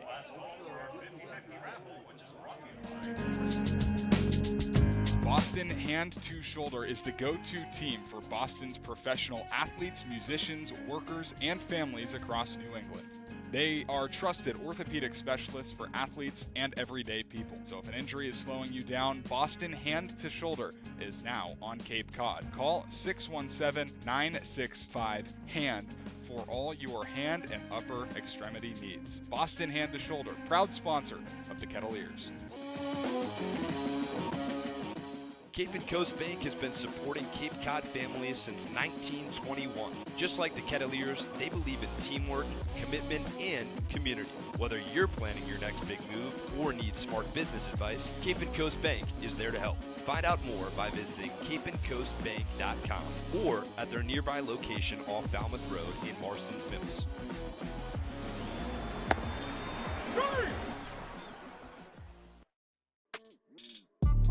Hey Cotuit fans, this is Jesse DiMaggio. I'm a catcher. This is your home for Kettleers baseball all summer long. Catch all the action from Lowell Park on the road right here on Cape League TV. This game is flying by. We're already in the 6th inning, and Cotuit's got a 4-0 lead despite losing the hit battle 4-3 against the Falmouth Commodores, the 3rd time that these two teams have played in the last 5 days. And Brooke, this is the best that we've seen Cotuit against Falmouth. I would have to agree with that statement. I talked a little bit with Coach Coop in the going to the bottom of the 3rd, and you mentioned it. You put up 20 hits against these Falmouth Commodores in your last 2 meetings, but not as many runs to show for it in terms of the wins. You look at the hit-run deficit now, 4 hits for Falmouth, but you got 4 runs on the board for the Cotuit Kettleers. This is what we were talking about pregame. Maybe we should start saying this a little bit more. Your offense is backing up your pitching staff. Kyle Kipp looking to do well in his 2nd inning of work, had the K, and then forced the 2 groundouts back in the 5th. Kipp with that first 1-2-3 inning for a Cotuit Kettleer pitcher today. Although Jonathan Edelman was really good in 4 scoreless innings, struck out 6, left runners on the bases, stranded 5 guys, so it was good for him. Braden Jeffries, Ryder Woodson, and Carter White. Later in the inning, we will be joined by 3rd baseman for the Ketts, J.J. Moran. A 1 pitch is there for a strike to Jeffries, who's 1 for 2, singled in the 1st inning off of Edelman, was one of just 4 hits off of the starter. 0-2 the count as JJ has joined us in the booth. Welcome. How you doing? Hello, I'm good. How are you guys? It is great. You enjoying the sun? I am. It's a great day out. That misses high to Jeffries. The last couple of days haven't been too great. No, they have not. It's been just pouring all day. What'd you get up to? Nothing? Nothing. I caught up on some schoolwork. Kind of just ran some errands, did some catch up. Very good. How's the season been for you? It looks like you're really settling into the plate right now. Yeah, I definitely am. It was definitely a bit of a transition to start, but I'm kind of figuring things out and getting into my groove for sure. Overall, good experience so far on the Cape? It's awesome. Everyone out here is just great people. It's a lot of fun out here. A little different than the Northwoods. A lot different. Just a a little lot bit. different. You're one of the vocal leaders for this team. It's one of the things that we've talked about, we've noticed. We hear you at third base talking to your pitcher. When did that kind of start for you? And do you take pride in just being a vocal leader for every team you play for? Yes, I definitely try to. I think it's something that slows everyone down. It slows the game down for everyone, makes it a little more fun too, a little more engaging. I would say I probably started somewhere in high school. Probably started there, and then at school ball we also emphasize that quite a bit because if you're talking out on the field, it's hard to have the game be fast if you're able to slow it down. So that helps everyone just mentally. 2 balls, 2 strikes. Kip will come home. And a ball bounced on the ground to first. Taransky takes care of out number 1 in the 6th inning. We're joined by J.J. Moran here in the booth. Something that we've incorporated these last few days into the broadcast. So thanks for joining us. And Kettleers right now on a 6-game losing streak. From your perspective, what do you guys need to do to get going? It looks like the at-bats have been really good today. Yeah, so I think we just kind of need to be firing on all cylinders. We really started pitching very well and we didn't really hit, and then now we've started hitting very well and we're not really pitching as well. So I think being able to just kind of all be working on the same page and just have everything going for us, which I think we're going to figure out here real soon, and I think we're starting to today for sure. I think if we can get that figured out, we'll be in a good spot. Well, you talk about, your positioning at third base. You've played with a multitude of different infielders. What is that kind of, as we watch this pitch come down low from Kyle Kip, what is that like? I'm trying to think of the word here, kind of the resiliency from you, but also your ability to play with other players and get used to kind of that new face every single game. Yeah, that's definitely the different thing about summer ball is you're not playing with the same guys every single day. Like, guys are coming and going, and you don't really have that relationship with everyone. So I think that's something really important to build as quickly as you can, because that's going to make you play the best baseball, is having good relationships with everyone. So I think also kind of talking a lot, that's what helps as well. So that's why I try to incorporate that too. How has it been playing for first-year head coach at Cotuit, Rob Cooper? Coop is the man. He's a great human being, and he's a great coach as well. He's very involved with all of us. He's always talking to us, and he's very knowledgeable about the game as well. He's teaching us quite a bit, and he's just a great person. I got to ask, San Diego kid playing right now at Stanford, Palo Alto, Bay Area, or Southern California? Southern California by a mile. I agree. Not even close. I agree. I'm from Santa Barbara, so little in the middle, but yeah, right in the middle. There you go. 2-2, another foul ball off the bat of Ryder Woodson. The battle will continue with Kyle Kip, who's looked good today. He's gone 5 up, 5 down. What is it like playing defense behind Kyle Kip? I love it because he's pretty vocal as well. I don't know if you guys have noticed, but he's engaging, and I love when a pitcher is able to talk back to me and kind of go along with my vibe, which is awesome. 2 balls and 2 strikes with 1 out in the 6th. The pitch just misses off the outside. 3 balls and 2 strikes. Now, JJ, you got to see what we think might be kind of the last starts of some of these guys here. Jonathan Edelman with the bounce back kind of game today. How do you best support your pitchers when there are those ups and down moments? The biggest thing I really try and do is really anything I can do to get them out of their thinking, because a lot of times they're up there and they feel like they're alone on an island, which they kind of are at times when they're on the mound, and something where they can feel like it's 9 against 1 as opposed to 1 against 1, that really helps them. So anything I can do to let them know that we're all with them, we're all fighting this battle together, that really helps. It's definitely transcended. You see moments like this where Falmouth comes knocking on the door, putting up 24 runs against you guys in the past 2 games, and you're holding them scoreless right now, and Kyle Kip really delivering in the first mid-appearance that we've seen him kind of come into. 100%. Here's a strike to Carter White. What's an off day like for you? Are you still that vocal guy, still on the top step of the dugout? I try to be a little bit. I'm definitely probably a little more quiet. It's something that, like, when I'm just in game mode, I can be a little more vocal and whatnot, because I'm not typically a vocal guy, so the game really helps me get out of my shell, so it's not as much, but I try to be when I can. How was the year overall for you guys at Stanford? I know as a team maybe a little disappointing, but seems like a really fun group of guys that you've got there. And Ben Reimer's teammate of yours on the opposite dugout. Yeah, it's obviously things didn't really go as we wanted them or as we expected them, but it's a phenomenal team. Everyone there is just great people. It's enjoyable to come to the yard every single day with great coaches, great teammates. It's the perfect spot. I couldn't imagine a better place, and it's really just a joy to be around everyone there. Sunken Diamond is a pretty special place. It's super special. Being able to go there just every single day, and that's my view, and that's my workplace. That's awesome. It doesn't feel like there's ever a bad day in Palo No, Alto. it's hard to, for sure. AJ Putty with a broken bat liner towards right field that'll slice foul. Sawed-off action there. Seen a lot of broken bats, especially these past couple of games. Falmouth had one back on the 4th that went practically into the mesh. To make a little bit of a substitution there with how quickly it went off the hand, but it's a lot of flying lumber going everywhere. Yeah, going to the bonfire later? We might have to have one. Joking. No balls and 2 strikes on AJ Putty. Joined alongside JJ Moran, third baseman for the Ketts. A couple of doubles in your last game against Wareham. Both of those really squared up. Really starting to see it well right now, and the defense has come along as well at third base. You also got to play some first base the other day. That's got to be new for you. Yeah, I haven't played a game in first since I was probably a little kid. I played 2 innings this year, just late into a game. All our other first basemen had been burned, and we pinch ran for our first baseman, so that was definitely interesting. I'd practice over there a little bit my freshman year, but never played in a game like that. Seems like you held your own, though. Yeah, Looked I mean, comfortable. Yeah, it's definitely pretty fun over there, actually. You're getting a lot more action than at third, so that's pretty cool. That is over the head of AJ Putty.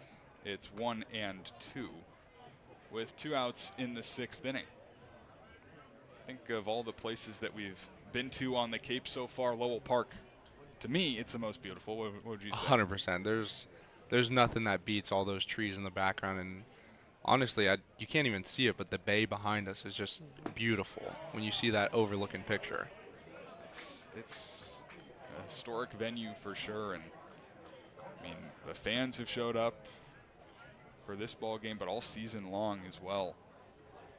Yeah, the fan base here is awesome. Everyone really buys into what we're doing here and just supports us all the time. It's awesome. 2 and 2 with 2 outs. That nearly gets the backstop, but Jesse DiMaggio able to keep it in front. Joined alongside right now by J.J. Moran in the top of the 6th inning. An off day for you. Hopefully back in the lineup tomorrow, as the Ketts are trying to make something happen. Have lost 6 games in a row. Payoff pitch. Bounced on the ground. It'll be a foul ball. Some long at-bats these last couple of innings. But talking back to Stanford a little bit, should be a fun group of guys. Some guys getting healthy. Christian Lim, one of them, starter that missed this year. You guys all get healthy. It feels like a team that could go very far. 100%. We always have the potential to. It's just a matter of actually being able to get there and staying healthy and having the cards kind of go our way. And I think we're going to be in a good spot this coming year. I'm very excited about that. Last year, Rentaro Sasaki spent some time here in Cotuit. And you are now with Cotuit. What is it like sharing a locker room with him?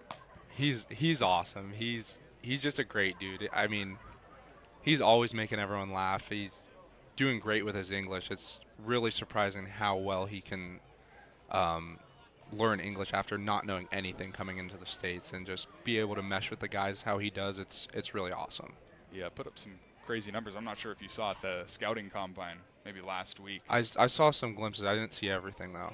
I think in batting practice, 116. I saw that. That's crazy. He's got some different juice for sure. I remember last year, his first game, I think, against Fullerton, the backside double or something like that. Yep.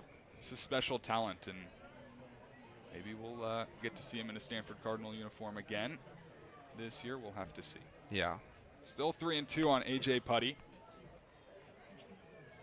Pitch is on the outside corner for strike 3. 6th inning has come to a close, and J.J. Moran joining us in the booth. We're going to keep you here for just a little bit longer. Hope that's all right. That's all with right, you. yeah. It's been fun having you in here, and just you talked about Coach Coop, how great he's been, but all the guys as a whole, a lot of guys coming in and out. That experience overall been good for you? Yeah, it's been great. Regardless of all the guys cycling through, everyone I've met here has just been awesome people. Everyone's really kind and just very welcoming to everyone. I have to ask, though, you mentioned Rintaro Sasaki. Got to see a home run from him last year. What about guys like Joey Volchko and Luke Lavin? I know Joey Volchko went to Georgia, but you had the opportunity to play with him slightly. Just guys like that, were they giving you any advice coming into this season? Yeah, I mean, I definitely, kind of anyone who's been to the Cape knows it's hard here. It's not an easy transition at all, and being able to get some advice from them, really just sticking with it and not letting the mental game overtake what's going on the field, and being able to just keep coming to the yard every day with a good attitude, that's helped me quite a bit. And also that transition to the ACC, you guys jumping from the Pac-12 and getting used to flying across the country. Stanford has been really, really dominant in terms of tracking your guys' sleep, trying to figure out what's going on there. And you guys have to fly the most miles out of anyone on the ACC. So kind of what has that transition been like? Yeah, so my freshman year was the first year of ACC, so I don't really know the difference, but those flights are definitely something else. We travel on Wednesday for a weekend series, and then we're up early in the morning for that flight, and then trying to get to bed early that night, waking up early again the next day, just trying to get on that East Coast time. So it's definitely a struggle that we gotta work through as we're playing. Well, now on the East Coast for the rest of the summer. J.J. Moran, thank you for joining us. We appreciate your time. Thank you all for having me. Appreciate it. Thank you. Look forward to hopefully speaking with you the rest of this summer. Yeah, absolutely. Thank you. Hope to hear from the dugout shortly. Yeah, I'm sure we will. That was J.J. Moran, everybody. Appreciate the time. Great to talk with a Stanford Cardinal. Go Cardinal. Go Cardinal, go Ketts. Jack Durso going to take over for the Falmouth Commodores in the bottom of the 6th inning. A 4-0 game between the Ketts and Commodores. Durso making his already 7th appearance of the summer. Only 7 innings pitched. Has given up 10 hits, has allowed 5 runs, but he comes in to face 7, 8, 9 for the Kettleers, who are trying to throw up some more runs on the board. Saw a little bit of Jack Durso in the last game back on the 4th, coming in for relief for Falmouth pitching staff, made up of a couple of guys who are really keeping these Kettleers at bay. When he came in, he was looking to deal some damage, was able to keep the Ketts down in that stretch. We watched him from center field, so I'm interested to see how he does watching him from face on. Yeah, a little bit of a different view for you guys. Definitely. Broadcast that game on the 4th in left center field. Cool experience. Brooke, I think you were saying it was your first time doing a game from the outfield. Yeah. Liam as well. No, it was interesting. The balls and strikes were a little hard to come by, but we're able to sit out there. You could hear the bullpen in full effect. You get to see the center fielders and just hear people in the crowd chirping the opposing team. So Falmouth was getting it from the fans behind us. Here's a shallow pop-up into center field off the bat of Taransky. Shortstop Woodson slides over, makes the catch, and there's one gone in the last of the 6th inning. We talk about Durso in his last appearance coming in for relief. Kind of more in the later half of that game. Only tossed 2/3 innings, gave up 2 hits, had 3 runs against him, only 1 of them earned. So he finished the night with a 6.14 ERA. He was looking for revenge against the Kettleers' batting order that really devastated him the last time he was up. Here's Jace Lee. He's done his job today. He's 0 for 1, but had that sacrifice fly in the 4th inning that really started things for the Ketts. Got them on the board with their first run. I'll set up the table for Isaac Sturgis to knock in 2 with a double to right field. A good way to get things going. A 1. Backdoor breaker. Lee rolls it foul. He's way out in front of it. Well, in last game, Jace Lee's double that looked like a home run from our point of view really got things going and didn't take too much out of him to get it through. He had a 3-1 count before he sent that one all the way towards left side. Liam and I had to kind of pop out from below the scoreboard to take a look at that one. Everyone was fooled. We thought that was going yard, and Lee was able to bring in a couple of runs. No balls, 2 strikes, trying to be tough with 2. Durso Fires. Breaking ball spun off the end of the bat. And a weird release off the bat by Jace Lee. Kind of came through one-handed. The top hand still on the bat, and I think he's going to go get some more pine tar. He is. So Durso is taking over for Wilson Moggers, who went an inning and a third scoreless without allowing a base hit. Walked 2, struck out 1. Jack Durso, the third arm used by Jack Dom and the Commodores. His 0-2 pitch is a 55-footer. Somehow J.J. Kennett able to keep it in front. Really appreciated this change of pace from the last time these two teams squared off, and even against Bourne, you saw it the start, or excuse me, against Wareham, you saw at the start of the game there's a lot more patience, but eventually as the runs started piling up against the Kettleers, take a lot more aggressive swings. They're being really patient. Jace Lee, a great example. 1-2 is way high. 2 balls and 2 strikes on the number 8 hitter in the lineup for the Kettleers, Jace Lee. Right fielder has flown out to his right field counterpart twice tonight. Durso with a deep breath. The 2-2 pitch is smashed on a line into right center field. A sinking liner falls in. A base hit for Jace Lee, who stumbles around first. Thought about taking the turn to second, but he'll stay put. A 1-out base knock for Jace Lee, who stays hot. There you go, Lee. Back in the second against these same Falmouth Commodores. Had the double to bring in the RBI. Had advanced on an error back in the 7th. He's working the base paths. He's slowly getting used to the swing of things. We heard J.J. Moran mention that the settling in has been a key factor. You're about halfway through the season. Guys getting comfortable with their position here at Lowell Park, and all it takes is one swing. Got a base runner on. Isaac Sturgis digging in. Had his first extra base hit of the summer's last trip. Takes outside. The pitch gets to the backstop. Lee will advance up to second. Another runner in scoring position for the Kettleers on the wild pitch. Take full advantage of any opportunity presented to you, and here's a guy, his last at-bat, the 2 RBI double, get things going there, and Jace Lee had the sac fly just before him. These are 2 guys in the bottom of the order that are producing a lot of the offense that we're seeing in today's game. Isaac Sturgis getting hot.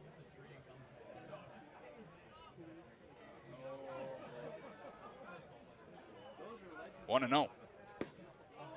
Darts to the outside, 2-0. Yeah, I mean, the swing that Sturgis had in the second inning was smashed as well. Just right back into the glove of the starter, Adam Ervin. Could hear it outside the headphones we have on. That's how loud it was. Top of the order waits on deck with 1 out in the bottom of the 6th. Durso fires home the 2-0. Smashed in the air to center field. Peralta going back, still going at the wall. He'll make the catch. Tagging from second is Jace Lee. The throw gets over the head of the cutoff man, won't matter. Lee stays put on third. A productive out for Isaac Sturgis, who sent that thing a long way to the backside. Had to hold our breath for a second. Peralta having to turn and chase tail to get over towards that left center field side. And Isaac Sturgis really is looking for those long balls in today's game. And when he's putting the ball in play, regardless if it's the double or a sac fly to help advance Lee to third, he's been productive, and that's a nice change of pace coming out of the center fielder. Another good swing for him, something that J.J. Moran had told us. You know, the swings are coming. The swings are getting better for this offense. A lot of guys, it'd been a month since they'd seen live pitching before the start of the summer season, and now right at that point where you can get acclimated again. Coy takes low from the leadoff spot. RBI single to right field in the 4th, also stole a bag. Runner on third, 2 outs in the Kettleers half of the 6th inning. That's a nice pitch, painting the outside corner 1-1. Durso trying to work around the 1-out single and the wild pitch. That has Jace Lee standing on third base.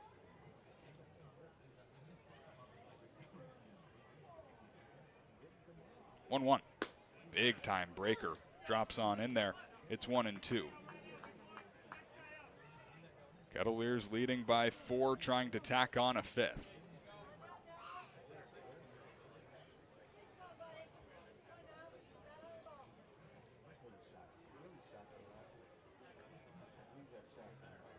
1-2 is outside.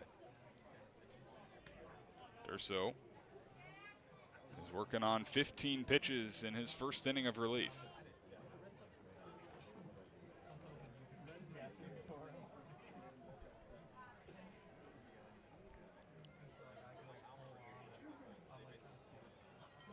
Two. Coy waits on it, sends it the other way. That'll fall in for a base hit. A breaking ball. Coy sat back on. Lee comes home to score. 5-0 Kettleers in the bottom of the 6th. There you go. Right-handed batter sends it the opposite way, throws off the entire infield, and it rolls just past the glove of Braden Jeffries at third base. Jace Lee gets to come home. You got 5 runs on the board. To it, the bats just getting hot left and right. Take full advantage here. Snap throw over there to Coy at first, who's now 2 for 4 with 2 RBI singles. Both hits coming with 2 strikes. Back-to-back at-bats on that one. Here's Brady Christman trying to join the hit party. Half-hearted attempt from him there. Durso tied him up. Definitely got him up by the letters. Borderline chin music. 5 hits for either side. An error for Falmouth. Beautiful pitch. Outside corner. Kennett brings it back for strike 2. The error was costly. It allowed 4 runs to score for the Kettleers, all being charged to Ervin. None of them earned. That run Durso gave up was the first earned run allowed by Falmouth tonight. 0-2 home. Taken for strike 3. Christman couldn't get the bat off his shoulder, goes down on just 3 pitches and strikes out for the second time today, but the Ketts are able to add 1 more on a couple of hits, a man left on. 5-0 after 6. When we come back, Brooke Killgore is going to take us the distance on Cape League TV. Want to give your kids an experience they'll never forget? That's what our Kettleers clinics are all about. Kids ages 6 to 18 will have the opportunity to learn the fundamentals of baseball and the importance of sportsmanship from some of the top college baseball players in the country. Youth baseball clinics begin the week of June 22nd and end the week of July 20th, and sessions are held from 9 to 11:30 each day. The advanced baseball clinics run from July 27th to the 31st. Head to the Kettleers website for more information.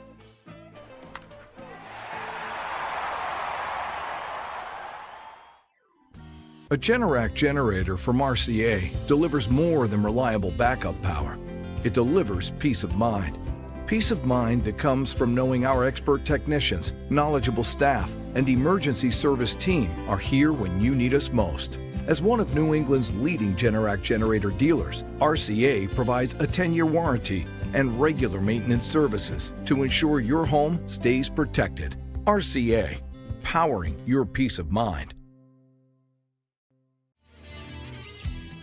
Hey Cotuit fans, this is Jackson Yarberry, right-handed pitcher from Indiana University. This is your home for the Kettleers baseball all summer long. Catch all the action from Lowell Park and on the road right here in Cape League TV.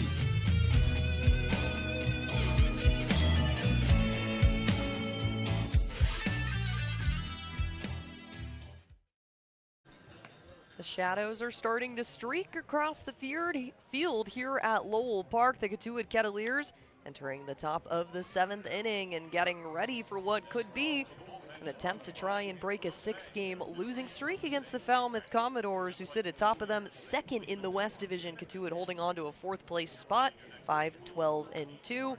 Getting set for another inning of baseball here at Lowell Park, and it's a new arm on the mound for the Kettleers. Kyle Kipp's day is done, finishes with 2 innings pitched, giving up 1 hit, but had 2 Ks. That makes 8 punch-outs on the day for Kettleers pitching staff, and 1 walk allowed, Liam. It's definitely been a change of pace here.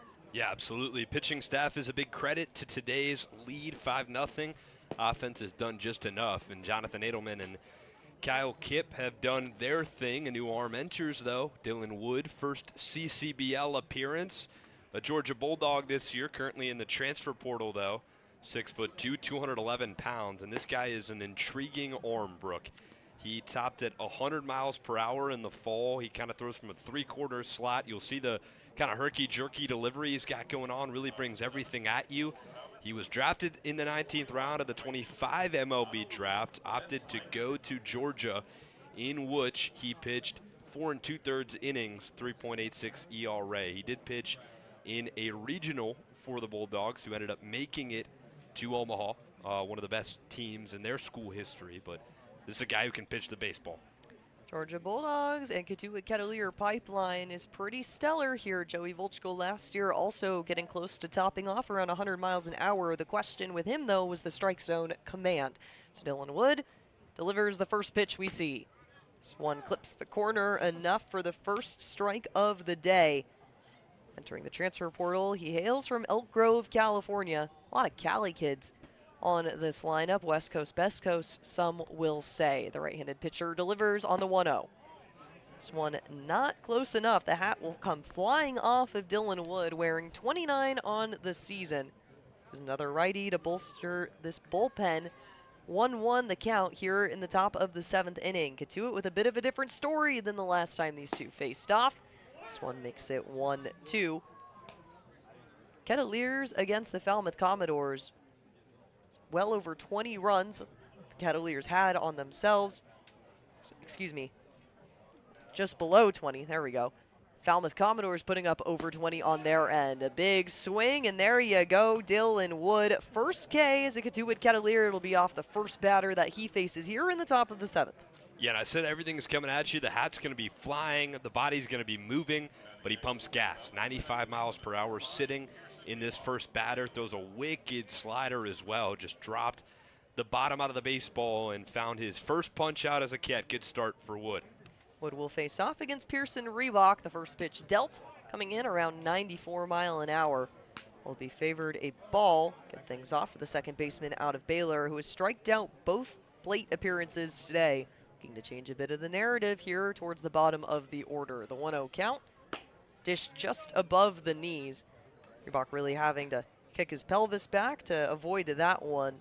2-0 count, getting things started. There's one out on the board.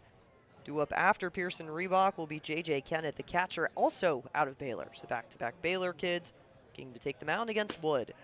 This one, the hat comes flying off again, 93 mile an hour, down the slide. It's going to be a tight situation. You punch out the first one, but it's a bit of a hitter's count situation now on the second batter you face. 3-0. Things started with one out on the board. Bach watches the strike one. Called against him. 3-1 count. A little bit of a fight back from Dylan Wood. Ketts pitching staff has been phenomenal when it comes to the free passes. Only one walk allowed, and that was during Jonathan's 4-inning tenure. This one dished on the outside, but not enough. Second walk will come into play for Ketts pitching staff on the day. Yeah, and that's one of the small issues that Wood had at Georgia this season. He only had a small sample size, 4 2/3, but he did walk 9 hitters in those 4 2/3 innings pitched. He also struck out 7, though, so you've seen kind of the strikeout-walk ratio already. Due up the bottom of the order, J.J. Kennett watches the first one come by, tips the edge of his elbow, does not go around enough for the strike, so ball one called for the third batter that Dylan Wood will face in his Cotuit Kettleer experience. 5 pitchers added to the roster for the Ketts, the debut of one here. Going around second, Jesse DiMaggio making the play over. Onpeno not in time to tag Pearson Reebok. He will advance to second with mighty wheels. Yeah, that base was stolen on Wood. He's got a long delivery. He does have the slide step as well, so he has the ability to go quick to the plate. But on that pitch, he just took a big leg kick, and it didn't play in his favor. Dylan Wood checking back towards second before dishing this one. Popped up high, foul tip off. Be one of the first foul balls we'll see off the arm of Dylan Wood. DiMaggio will run out to confirm with his righty. Gloves over the top of the face with a 1-1 count. One out on the board for J.J. Kennett. Yeah, he might have got crossed up a little bit there. Maybe a pitch communication, miscommunication. But for Wood, he's got great stuff. Just got to find the zone. That's the simple thing. He topped 100 again in the fall. He was ranked as the number 16 overall prospect coming out of high school. Young arm with a lot of talent, just fill up the zone. Facing off against the lefty, J.J. Kennett looks to stay alive with a 1-1 count. Hat comes flying off, a nice pop-up there. Dylan Wood looking to make the play. He puts it away for the second out of the inning. A 1 unassisted there for Dylan Wood. He's flashing the leather both defensively and on the mound. Yeah, Wood's going to need a new hat after today. It's fallen off on almost every pitch, but what he doesn't need is new stuff. He's got good stuff, filling up the strike zone, going after hitters. That's a good way to bounce back from the walk and the stolen base. So Reebok still situated on second. This brings up the top of the order here in the 7th. Fabio Peralta, who gave Kyle Kipp a run for his money. Last time those two duked it out in the 5th. Check back to second, and Wood dishes. Hat comes flying off again. Strike 1 called against the kid out of Miami. We'll have to keep a hat falling off tracker on at this point in time. It's probably 5. It would be broken, I think. However, that's a good pitch. Fastball running in on the inside corner. Peralta, that'll be tough to catch up to at 94 miles per hour. 2 outs on the board. Wood deals. This one way outside. DiMaggio having to pop out of the squat. The toss over to third, way over the head of Aiden Aguayo. Leaping out to make the play across his body, but not in time. Reebok will take third. Got a runner in scoring position. Falmouth Commodores looking to put a run on for the first time since the last time they were here at Lowell Park.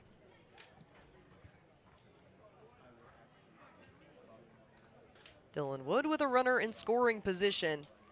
Look to kick and deliver on the 1-1. See DiMaggio checking back towards third. Aiden Aguayo's pulled off towards the left, only about 10 steps away from his man on base. The rest of the infield is resting in about normal defensive positions. The outfield centered themselves. They're going to call time. They're going to ask Wood to make sure Fabio Peralta is actually checked and ready to go for tossing the next ball. So the 2-1 count. Peralta looking to take advantage of his stretch. This one looked to be coming in towards the zone. It was a nice bit of curve. Top of that pitch, and it is not in the stretch from plate umpire Brendan Murphy. Yeah, it's got some arm side run, the fastball does.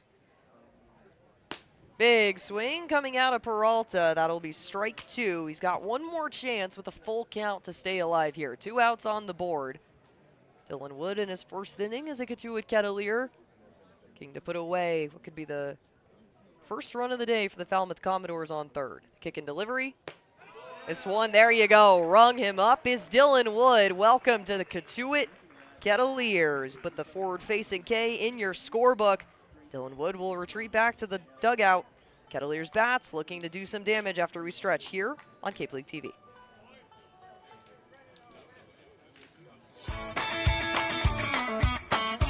Auburn Equipment has been providing service to commercial landscapers in the Cape Cod area for more than a decade. They're staffed with experts and professionals who provide you with personal service for all your equipment needs. Auburn Equipment is the exclusive sales and service dealer for Walker Mowers on Cape Cod, and we're named the top dealer in Walker Equipment 3 years in a row. Find Auburn Equipment online at auburnequipment.com or stop by Monday through Friday at their location in South Dennis.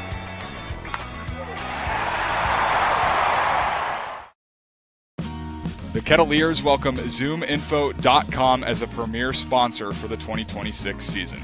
Smart businesses use ZoomInfo. It leverages data to unlock useful insights, and it allows you to know who to reach out to and how to reach them so you can grow your business. Unlock insights, engage customers, and win faster with ZoomInfo.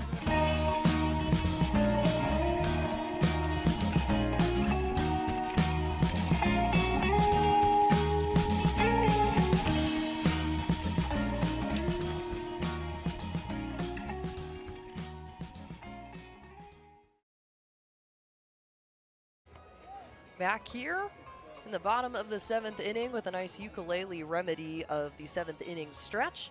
Cotuit Kettleers still up 5-0 over the Falmouth Commodores, a team that has rocked the world of the Ketts the last time these two teams faced off. Ketts getting the upper hand here as we close on the final few frames. Today's matchup, the 19th game of the season. We're looking at our upcoming schedule doesn't love more baseball? Thursday, what should have been an off day for the whole CCBL, rained out across the league. So the Harwich Mariners will make an appearance right here at Lowell Park tomorrow at 5 p.m. to get things going against these Cotuit Kettleers. We'll go back to our upcoming schedule in just a bit. Durso in another inning of work will face off against Jake Hanley, the recent Georgia Bulldog commit. So you got two Bulldogs, or former Bulldog on the mound, incoming Bulldog at the plate. Dylan Wood being that former Bulldog. Hanley dishes this one out behind him. 0-2, that's count to start things off for the left fielder today. Still looking to advance with a hit on the day. He had a walk back in the first and struck out in the third. It's been kind of all over the place since then, with runs coming in left and right for this at-bat. Durso dishes this one for the first ball here, and Jake Hanley to get things going. The Cats still up 5-0. It's been a change of pace for these Kettleers. Put up 4 in the fourth and 1 in the sixth, holding Falmouth scoreless up until big hack towards right side. Running for it is Ben Slinker in right field. He will put that away. Tossing it back over to second baseman. Jake Hanley will retire to the dugout. Well, I was overhearing a conversation with Jake Hanley the other day after the Wareham game. And he said, it feels like I'm hitting at least 2 or 3 balls on the screws every game right into a glove. There's another example of that right there. Barreled up baseball right at Ben Slinker. They're going to fall, Jake. I promise you. They're going to fall. Kick and delivery to Aiden Aguayo out towards the right. He will survive ball 1 to get things started for another at-bat. Had a single back in the fourth, walked on his way to first, struck out back in the fifth. So he's had a pretty productive day. Since his first hit a couple games ago, he's been on a roll. Dishes this one over towards the left into the glove of Brendan Jeffries to make the play at first. He is in time. 2 up, 2 down. Cotuit Kettleers batting staff here in the bottom of the 7th.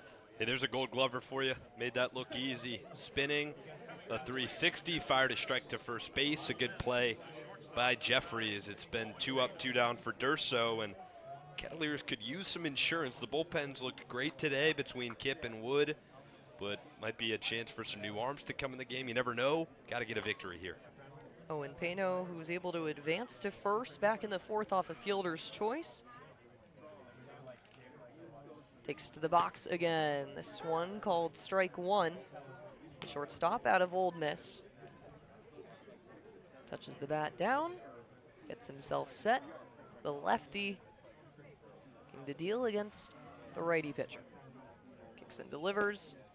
This one called strike 2. So back-to-back strikes tossed for Durso in this inning. He's 1 out away. Headed back into the dugout to start the 8th. 5-0 the score here at Lowell Park. The Cotuit Kettleers on top of the Falmouth Commodores. The 0-2. Popping this one over into the glove of the second baseman, Pearson Reebok, and in and out of play will be Owen Pano. So 3 up, 3 down for Durso. It's been a quick 7th inning. We'll get you to the 8th when we come back on Cape League TV.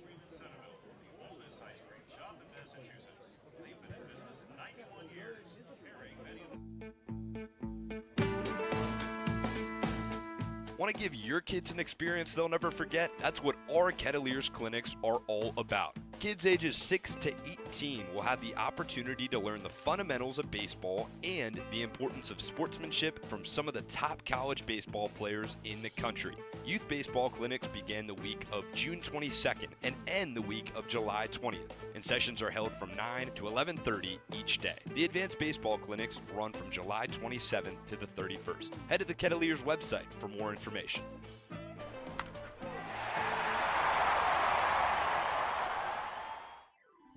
A Generac generator from Mercier delivers more than reliable backup power. It delivers peace of mind. Peace of mind that comes from knowing our expert technicians, knowledgeable staff, and emergency service team are here when you need us most. As one of New England's leading Generac generator dealers, RCA provides a 10-year warranty and regular maintenance services to ensure your home stays protected. RCA, powering your peace of mind. Hey Cotuit fans, this is Jackson Yarberry, right-handed pitcher from Indiana University. This is your home for the Kettleers baseball all summer long. Catch all the action from Lowell Park and on the road right here in Cape League TV.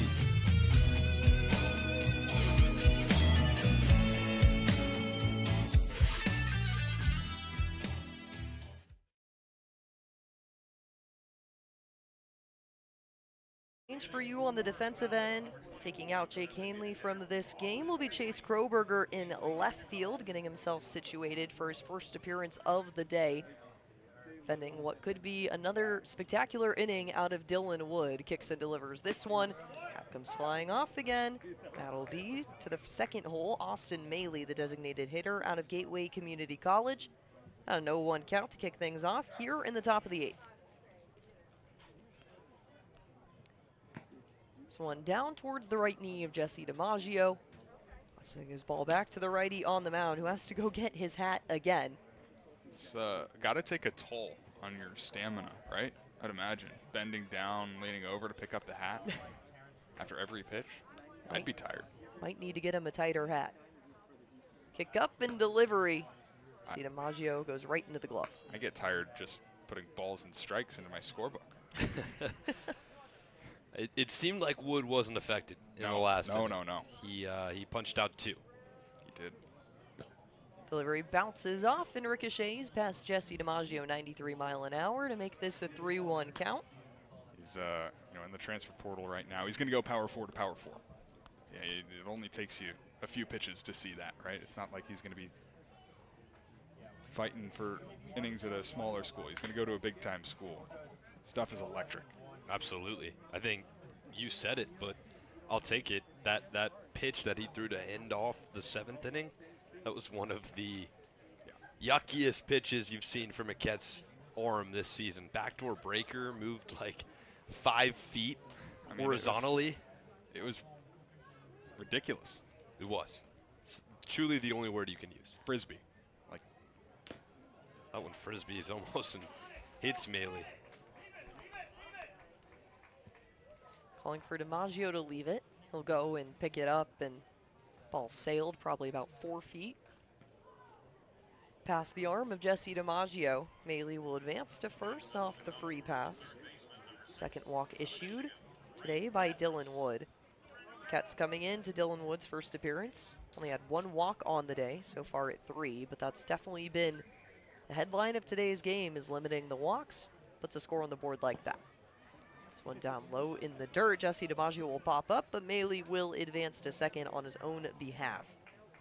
Braden Jeffries, the batter in the box, third baseman. Talked a lot about him today. Had a single back in the first. He's put a couple balls in the dirt. Past 2 plate appearances. He'll start with the 1-0. Runner in scoring position for the Commodores. Dylan Wood with no outs on the board. Getting themselves set, Ryan Turansky and Noah Coy. This one dished 82 mile an hour. It's pretty slow than what we're used to seeing out of him, and he's only tossed close to 20 pitches so far. Yeah, and with the breaking ball there, I think this is the talk right here between DiMaggio and Wood about trying to time up the runner and making sure that Wood's a little quicker to the plate, because at this point it's been 3 stolen bases on Wood and he's only allowed 2 runners on base.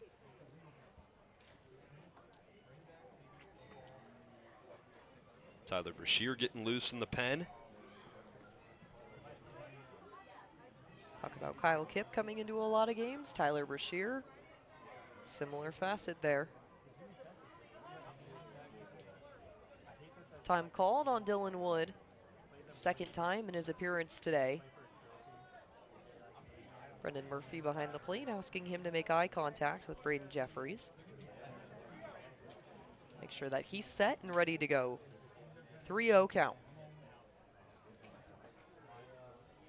The automatic ball, kick and delivery. This one clips the zone. There you go, 3-1. 93 mile an hour down the zone. Braden Jeffries with the 3-1 count with no outs on the board.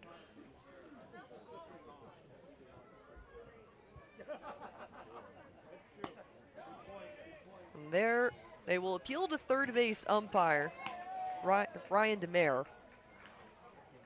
Check to see if he thought he went around. They will award the walk to Braden Jeffries. It's been kind of Cotuit style of play. The patience will reward you. That's back-to-back walks for Falmouth. And not the way you wanted to go about things in the 8th inning. A 5-0 lead, just trying to hammer away, right? Get outs, 6 outs away from winning this thing. Snapping the losing streak.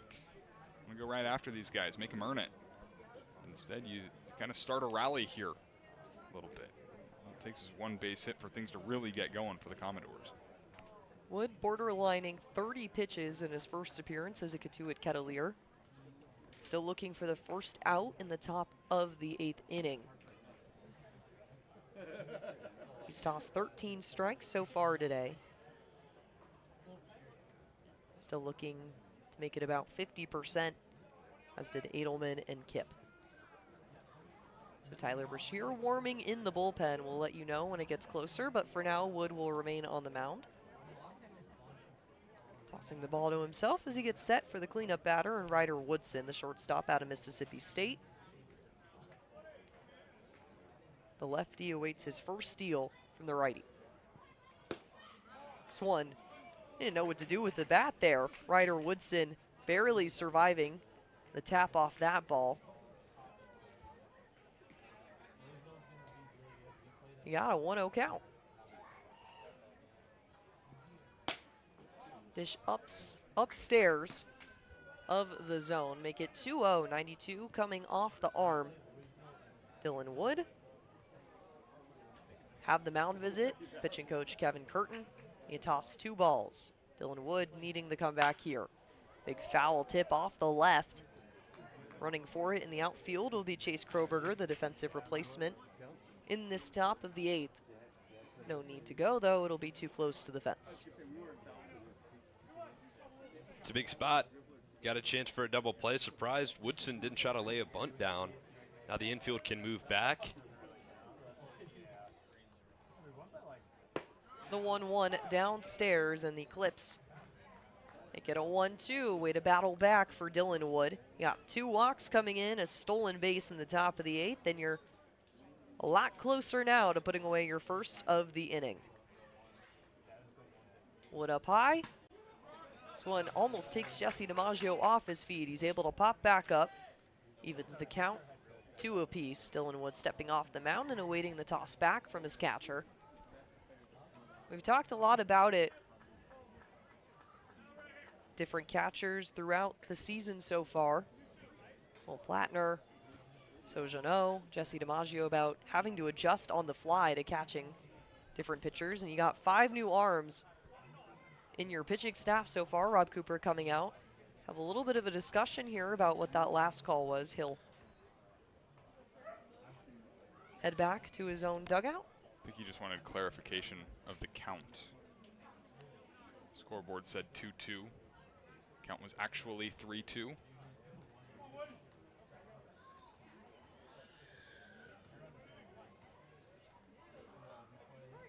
Dylan Wood finds the pitch he likes. Winds up and delivers. This one, there you go, the big K. Dylan Wood, in his first outing as a Kettleer, puts away 3. Yeah, that one was 95 miles an hour. He'd been sitting 92, 93, seen some 94s.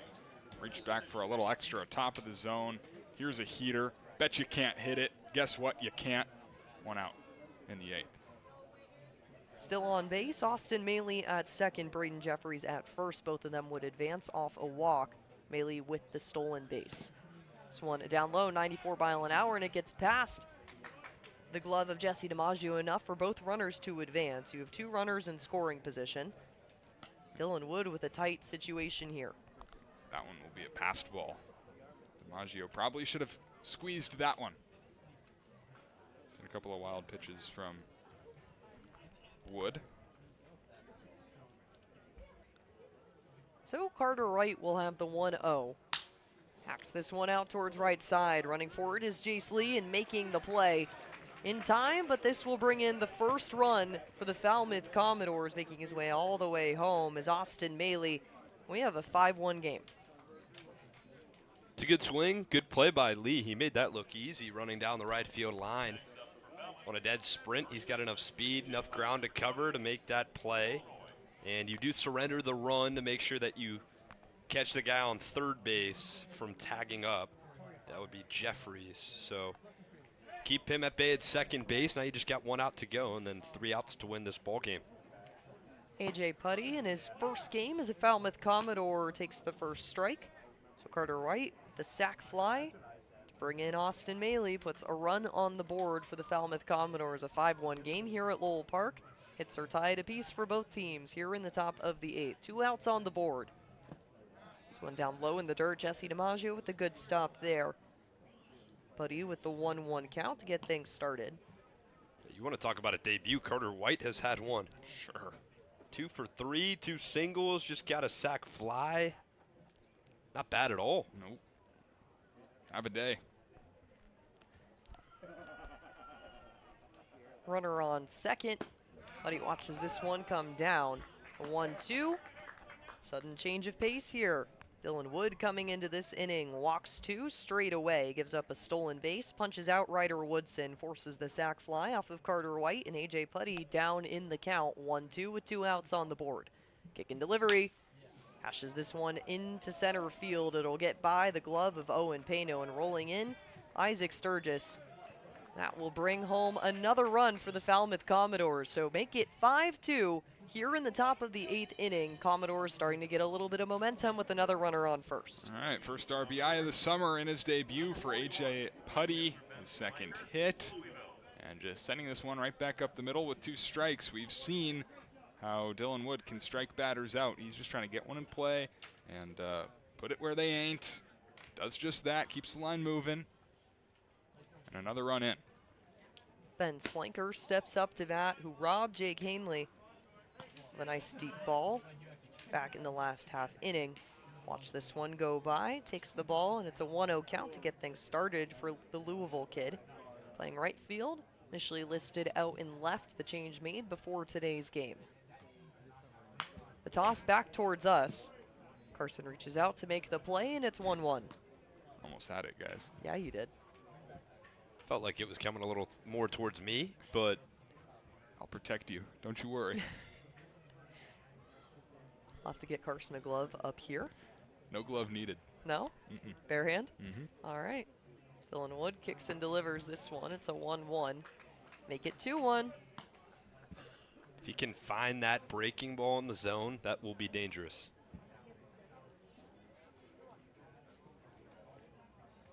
Seen backdoor sliders come in around 95 miles an hour. The fastball does the same. Pitch drilled down towards right field, advancing towards second. A.J. Putty, and safe at first is Ben Slinker. So you got a lot of action coming off the bats for the Falmouth Commodores, who are finding late motivation here in the top of the 8th inning. Yeah, hey now, tying run to the plate. Buckle up. Coach Cooper's coming out. So Dylan Wood, in his first outing as a Cotuit Kettleer, potentially have the baseball taken from him on the mound by Rob Cooper, and he will. Finishes the day, gets quick chat and a couple supportive pats from his teammates. He finishes the day here in the top of the 8th inning with 2 outs on the board. Tyler Mercier trots out from the bullpen. We'll have more on him in just a moment when we come back to you on Cape League TV. Has been providing service to commercial landscapers in the Cape Cod area for more than a decade. They're staffed with experts and professionals who will provide you with personal service for all your equipment needs. Aubin Equipment is the exclusive sales and service dealer for Walker mowers on Cape Cod, and we're named the top dealer in Walker equipment 3 years in a row. Find Aubin Equipment online at aubinequipment.com or stop by Monday through Friday at their location in South Dennis.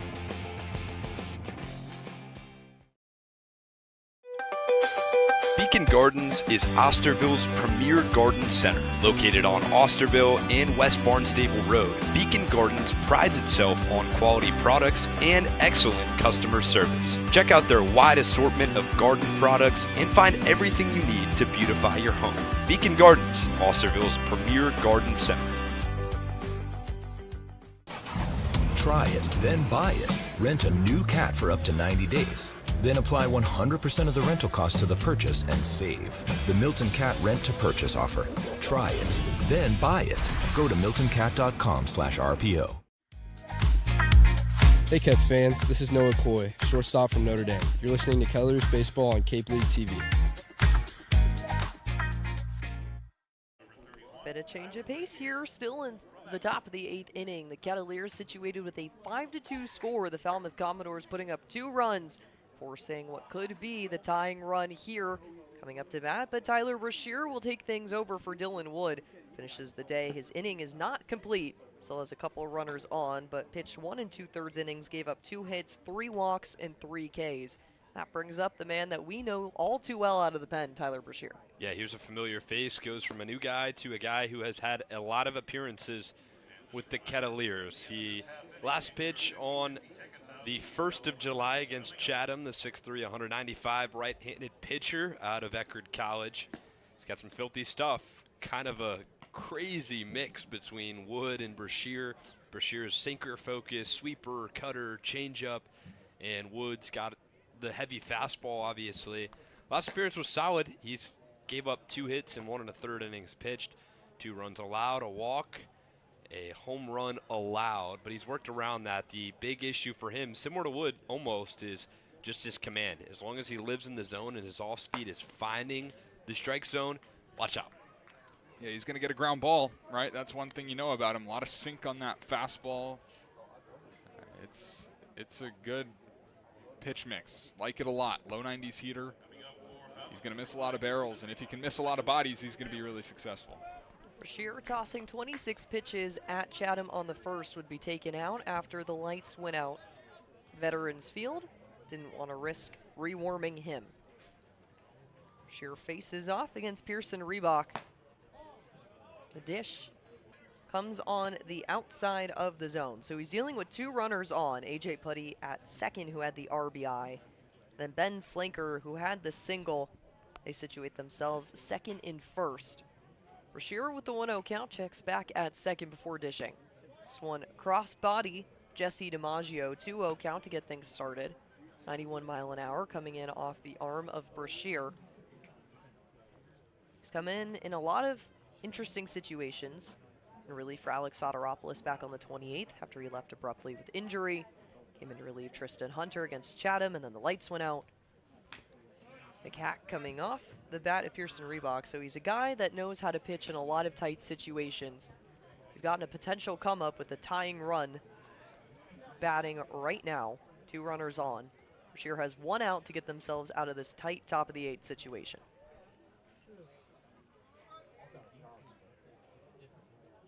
Mercier kicks up and delivers. This one finds the zone almost immediately, make that a 2-2 count. 2 outs on the board here in the top of the 8th. Kettleers looking to quash what is a late game comeback from the Commodores. 5-2 your score. 7 hits belong to Falmouth. Cotuit has 5 of their own. Mercier with the light fading. Kicks up just outside. 3-2 full count, and his first batter faced on the day. The second baseman out of Baylor, Reebok. Coming into this game, 14 games overall in the season, batting .209 with 3 RBI. So he knows how to work his way around the bat with runners on. The delivery. This one rung up. Tyler Mercier finishes the top of the 8th and strands 2. What looked like a walk on over to first for Pearson Reebok turns into a big K. Tyler Mercier takes us to the bottom of the 8th here on Cape League TV.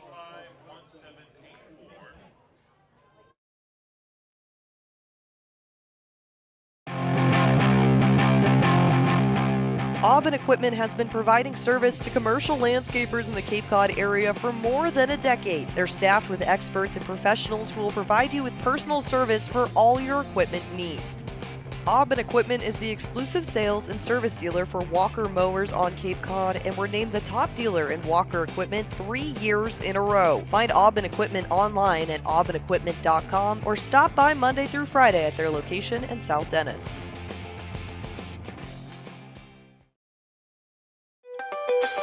Beacon Gardens is Osterville's premier garden center. Located on Osterville and West Barnstable Road, Beacon Gardens prides itself on quality products and excellent customer service. Check out their wide assortment of garden products and find everything you need to beautify your home. Beacon Gardens, Osterville's premier garden center. Try it, then buy it. Rent a new cat for up to 90 days. Then apply 100% of the rental cost to the purchase and save. The Milton Cat Rent to Purchase offer. Try it, then buy it. Go to miltoncat.com/RPO.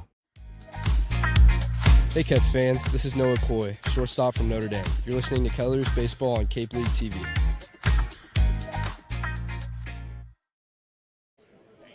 It's not a game if there's not some sort of late game comeback, and Falmouth definitely attempting that against the arm of Dylan Wood, but Tyler Mercier rings up the last batter he faces. Pearson Reebok and sends us to the bottom of the 8th. The light dimming quickly here at Lowell Park as we've played almost a complete game of baseball. Falmouth Commodores will turn to a new arm, and Liam, take us away. Yeah, it's Ethan Rucker, the 6'3", 195-pound righty from Georgetown University, hailing from my way of the woods. He had one appearance on the season, 1 1/3 innings pitched. It did not go his way. 2 hits, 4 runs. But he had a solid year at Georgetown this year. 5.25 ERA, just 14 earned runs given up in 24 innings pitched. Promising arm, good speed from the right side, and looking to give a quick 1-2-3 to his ball club before turning things over to the top of the 9th. So far this season, he pitched the day he was added the roster a couple Wednesdays ago against YD. Commodores did not allow a single run other than the 5th that whole game. Goes 0-1 with 1 appearance, 0 games started, 27 ERA on this young season, 20 games in. Tosses the first one down the way to Jesse DiMaggio, today's catcher. It's been a good backstop, only a couple of pass balls on the day. He's been working with new arm Dylan Wood. Familiar faces, though, Jonathan Edelman and Kyle Kim. This one a foul tip back, off towards the left to a 1-1 count to get things started for DiMaggio. I almost wonder if that was the first time he'd ever caught Dylan Wood. Dylan Wood got here 2 days ago. It was a very good possibility. Got to check back. Have that question answered for you tomorrow. Saw Brady Chrisman catching bullpen earlier, so a likely story. Big swing coming out of DiMaggio, the 1-2 count to get things started here in the bottom of the 8th. Light is fading fast from Lowell Park. It's called due to darkness the last time these two teams met on 4th of July. Kettleers, though, in a different situation with a 5-2 lead. Kick in delivery from Rucker. Hashed out towards left center field, dropping. Jesse DiMaggio will take first. There you go. Situate yourself a big clap out of the kid. Transferring to Dallas Baptist, and there you go, a runner on first. Yeah, stay hot, Jesse DiMaggio. Probably not going to get 2 hits in today's game, so that'll snap the streak. But, hey, he's hitting 4 in a row. 5 of his last 6. That's a really good swing in a 1-2 count. A barreled-up baseball, stayed on it. Leadoff single, sure, why not? Yeah, he's done a lot of things well this season. He doesn't walk a lot, but he also doesn't strike out a lot. He puts the ball in play at a high rate. And what happens when you put the ball in play? Good things, base hits. Next pitch upstairs to Ryan Taransky, another guy who understands the value of patience and doing your best to put the ball in play. Leads the team in runs, leads the team in walks, leads the league in walks. It's a guy you want to bat right now. Jesse DiMaggio on first, Ryan Taransky, the chop ball back towards the bat boy of the Falmouth Commodores in the first base dugout. Jesse DiMaggio with the sleeves rolled up, ready to run at a moment's notice. Ethan Rutger, the rising junior out of Georgetown. There's no outs on the board with a 1-1 count. Checks back towards first. Decides to not make the toss. Taransky awaits his pitch. The delivery. Trying to drag that one back in is J.J. Kennett, but he's unsuccessful. Make that a 2-1 count, 90 miles an hour, coming off the arm of Ethan Rucker. He's looking to better an ERA. He's tossed 1 1/3 innings pitched so far, 27 earned run average, 2 walks and 2 strikeouts on the season. Delivery towards the right. Taransky will dance out of the box. You've got what looks to be a 2-1 count. believe it's 3-1. I have a different, yeah. I have 3-1. Trying to situate our scorebooks here. So 3-1 count. Taransky take strike 2. It's looking like he was getting ready to trot himself over to first, but strike says differently. Ethan Rucker makes it a full count with no outs on the board in the bottom of the 8th.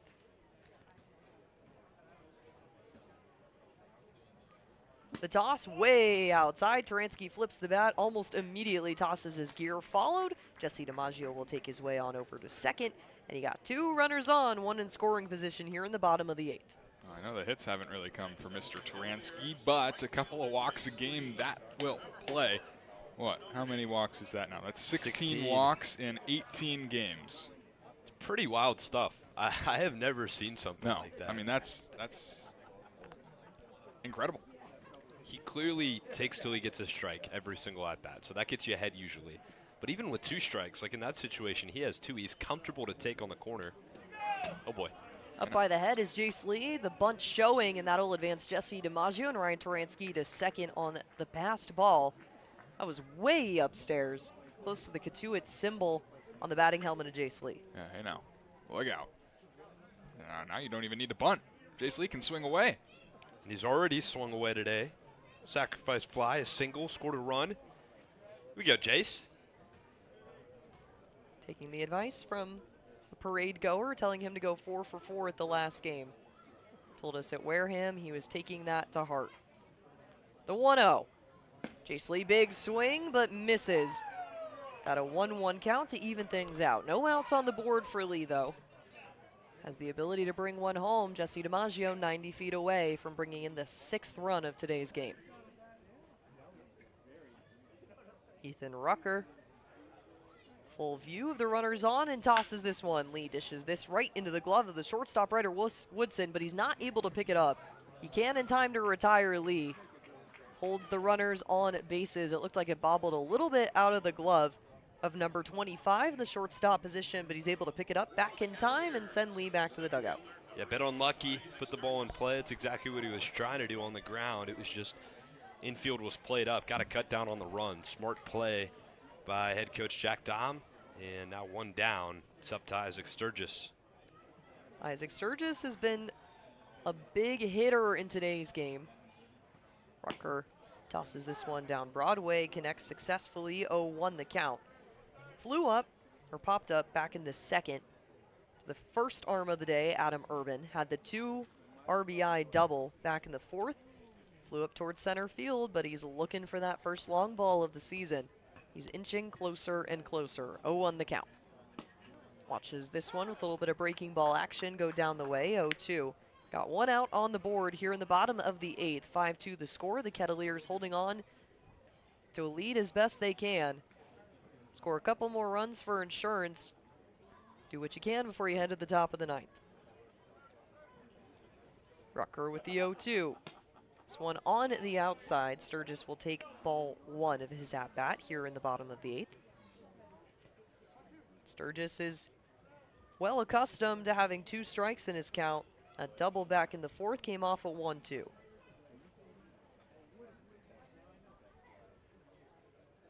The Demon Deacon watches. This one upstairs, evening things out, 2-2 here in the bottom of the 8th. Most confident hitters at the plate today have been the 9-1 hitters, and those are the guys due up right now. Sturgis and Coy, their at-bats, their takes, everything has been disciplined.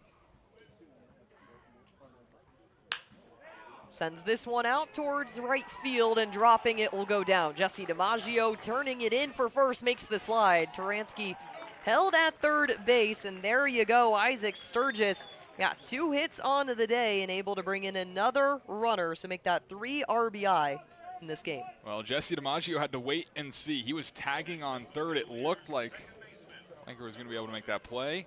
Was not. And dropped right in front of him. Could have been a little bit close there, but he slid in safely. A run scores. Get that one of those 2 runs back. Big time insurance. Yeah, keep doing some damage. Why not a ball in the gap right here for Noah Coy? Hope the broadcaster's curse comes to support Noah Coy in this at-bat. He'll watch this one downstairs. 1-0 the count to get things started for the leadoff hitter in today's game, playing second base. Coy so far, the RBI single, actually 2 RBI singles, had a stolen base. He's been very productive in his at-bats. Watches this one, but it's not enough to count for a strike, so make that 2-0. Got 1 out on the board. The Cats add another insurance run, 6-2. Ryan Taransky, another scoring opportunity 90 feet away. We got Isaac Sturgis at first. This one, 2 upstairs, 3-0 hitters count. There you go, Coy. Way to be patient. You got to start thinking about the light now. Keep this inning going, and you might not have to pitch atop of the 9th. Tyler Mercier could appear for a second inning of work. Coy flips the bat, and there you go. Bases are loaded. A Cotuit specialty here at Lowell Park. So we'll take a quick look. Ryan Taransky situated at third. Isaac Sturgis trots on over to second, and Noah Coy comes the third runner on. That nice walk with the hitter's count 3-0 before Patience takes over. He's rewarded with the walk. So Ethan Rucker in a bit of a tight situation, 1 out on the board. He dishes the first one to the second hole in today's game. Brady Chrisman, the designated hitter. Chrisman still looking for a hit today. He's walked twice and struck out just as many times. So the 0-1 count getting him started here. Light fading fast, the dish from Rucker. Big swing coming out of Chrisman, make that 0-2. So far, today's game, my math is correct. He's had 8 balls tossed to him, and he's struck out twice, 2 walks. So he's got that 50-50 chance. This one downstairs, ball 1. Things up, the Mississippi State designated hitter in today's game has been all around. He's really versatile, still looking for a big hit. Has a home run on the season. It was against those Falmouth Commodores, Guv Fuller Field. Stepping off the mound is Ethan Rucker. The 1-2 count still on the board. Can see brief hints of sunset out above the outfield. The dish from Rucker. Big swing coming out of Chrisman. He'll head back to the dugout. Another K on the day. Make that 3 strikeouts for the kid out of Mississippi State. Yeah, and the second out of this 8th inning. That's a big one with the bases loaded in the middle of the order up. This, of course, was supposed to be Jake Hanley, but instead Chase Kroberger. Still, powerful bat. Doubled in his first at-bat with the Kettleers. Chase Kroberger taking over left field duties for Jake Hanley. And here comes Taransky making the play over the head.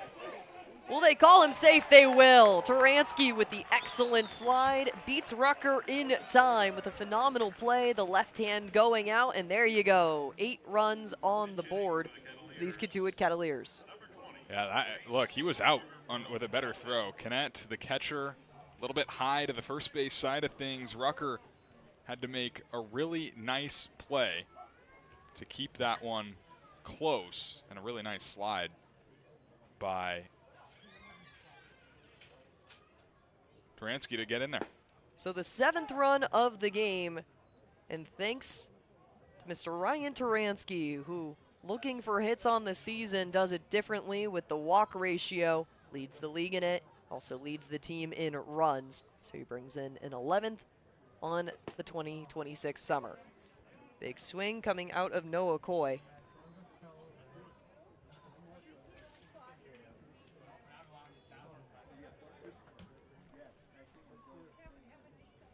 So 7-2 your new score. This Chase Kroberger pops this over the head of second baseman Pearson Reebok. There you go, that brings home Isaac Sturgis and Noah Coy with the play at the plate, but they will call him out. What a tight play there. Noah Coy just having a couple seconds to breathe. It was not in time, though, for home plate umpire Brendan Murphy. So Isaac Sturgis will attempt to run home. Wow, what a tight half inning. Cotuit Kettleers still atop with some nice insurance runs to kick off the bottom of the 8th. We'll have the top of the 9th for you shortly when we come back on Cape League TV. Proudly serving Cape Cod, Plymouth, and the South Shore since 1927, Paul J. Cazault & Sons are here to solve your roofing, siding, or gutter needs. They also offer window replacement, rotten trim repair, deck resurfacing, and many other exterior improvements. Get in touch with the experts at Cazault Roofing and Siding by calling 508-428-1177 or head to their website at cazault.com. That's CAZEAULT.com.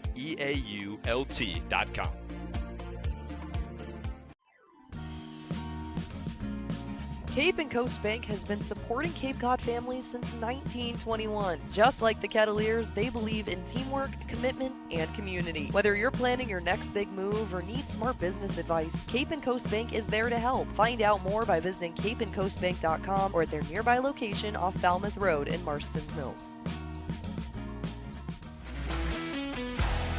Hey Ketts fans, this is Ryan Taransky, outfielder from the University of Cincinnati. You're listening to Kettleers Baseball on Cape League TV.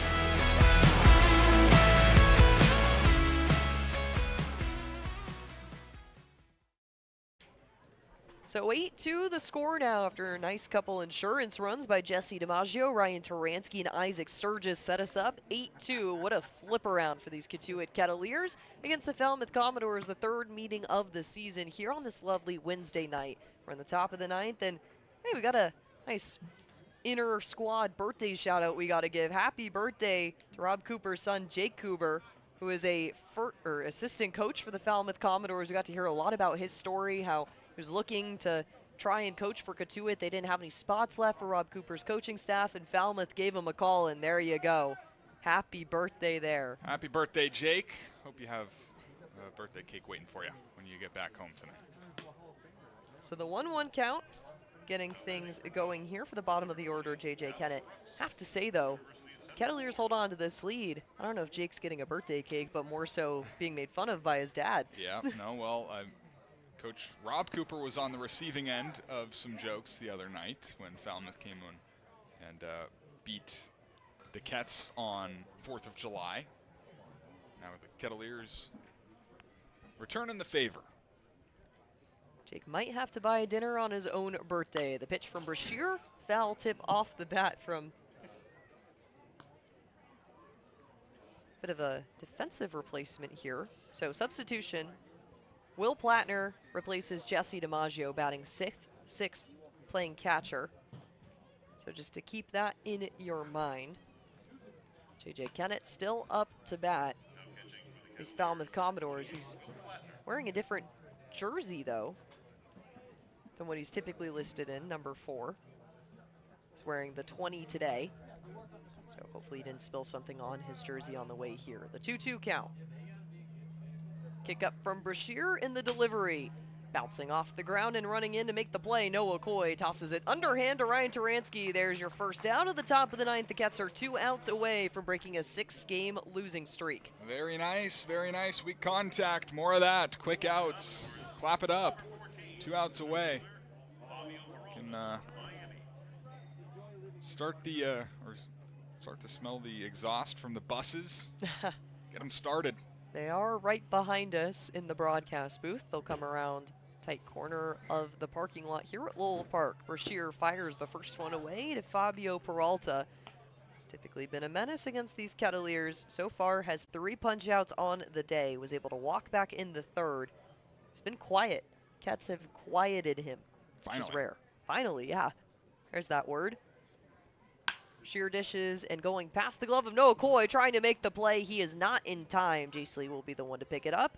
Fabio Peralta listens to us up here in the broadcast booth and makes his way to first.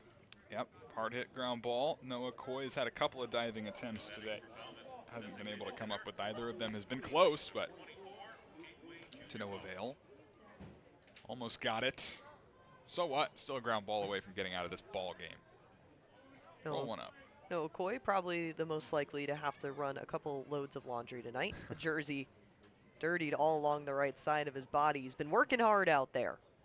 1 out on the board for Tyler Brashear against Austin Malley, designated hitter in today's game. Foul ball. Call that a foul tip. You could hear it from home blue Brendan Murphy. That's how good our crowd mic is. Yeah, very solid. You can see it. Tried to check up on it. Could not. Kettleers white pinstripes eerily illuminated at Lowell Park, the fading sunlight. Falmouth Commodores in all blacks, a little bit harder to see. Mercier dishes this one. Going to call that foul tip. So 0-2, 1 out on the board, and you got a runner on first. She will take a second step off the mound. Kettleers lead the league in double plays. They've got 15 so far this season. Wouldn't be a bad time for one right here, Brooke. Let's hope the jinx works. Shear will take a deep breath. Wind up and deliver. This one way, oh, and they'll ring him up. Clipping the lower corner of the zone. Mercier had us all fooled. Will Plattner bringing that one back in, and there you go. Austin Malley sent back to the dugout. Got 2 outs with 1 runner on.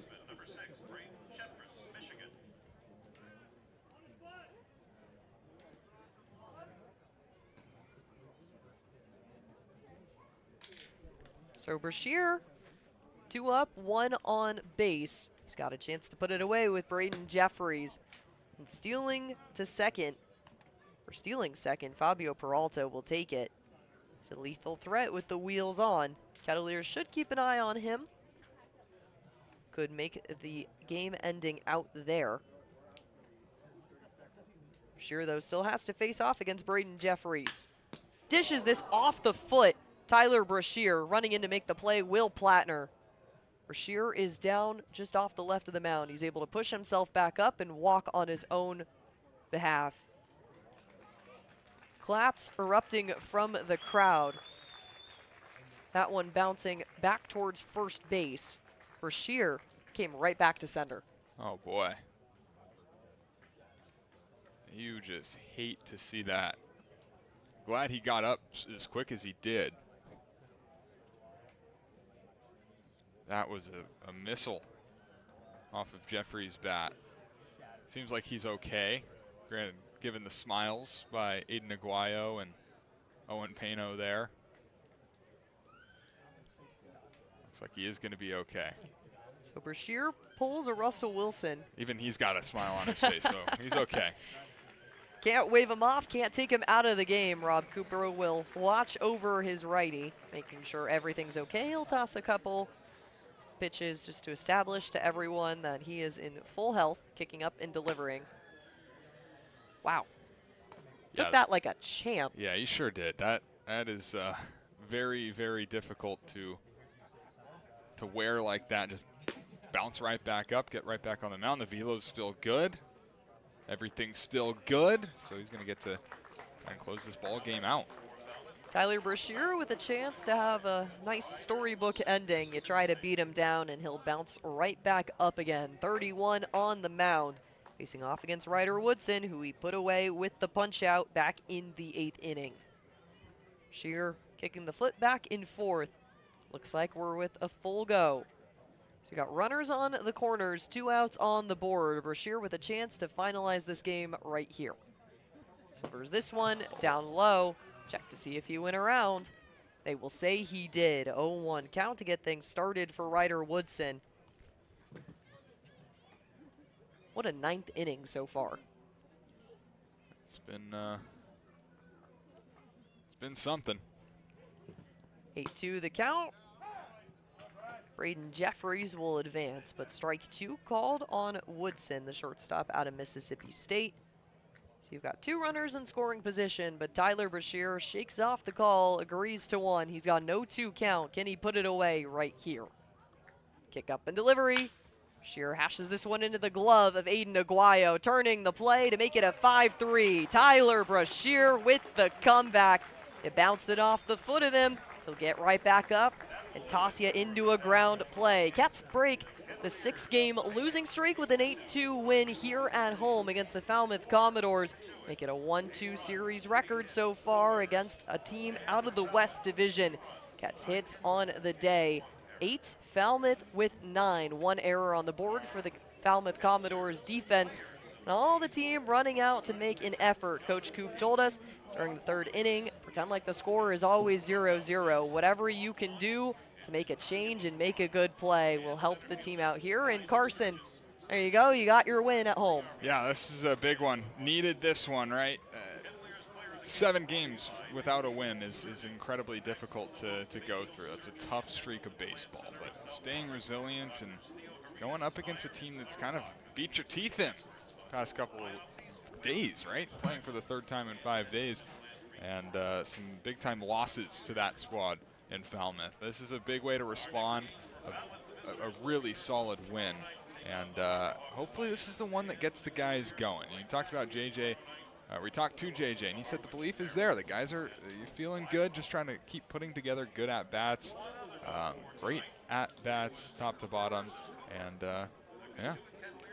So a big story coming out of today's game. We'll talk about the pitching staff. Jonathan Edelman having a stellar start, coming off a 2nd appearance against these Falmouth Commodores, and our Liam Ervin. Thanks, guys. Joined fieldside by starting pitcher today, Jonathan Edelman. Jonathan, what was working for you today?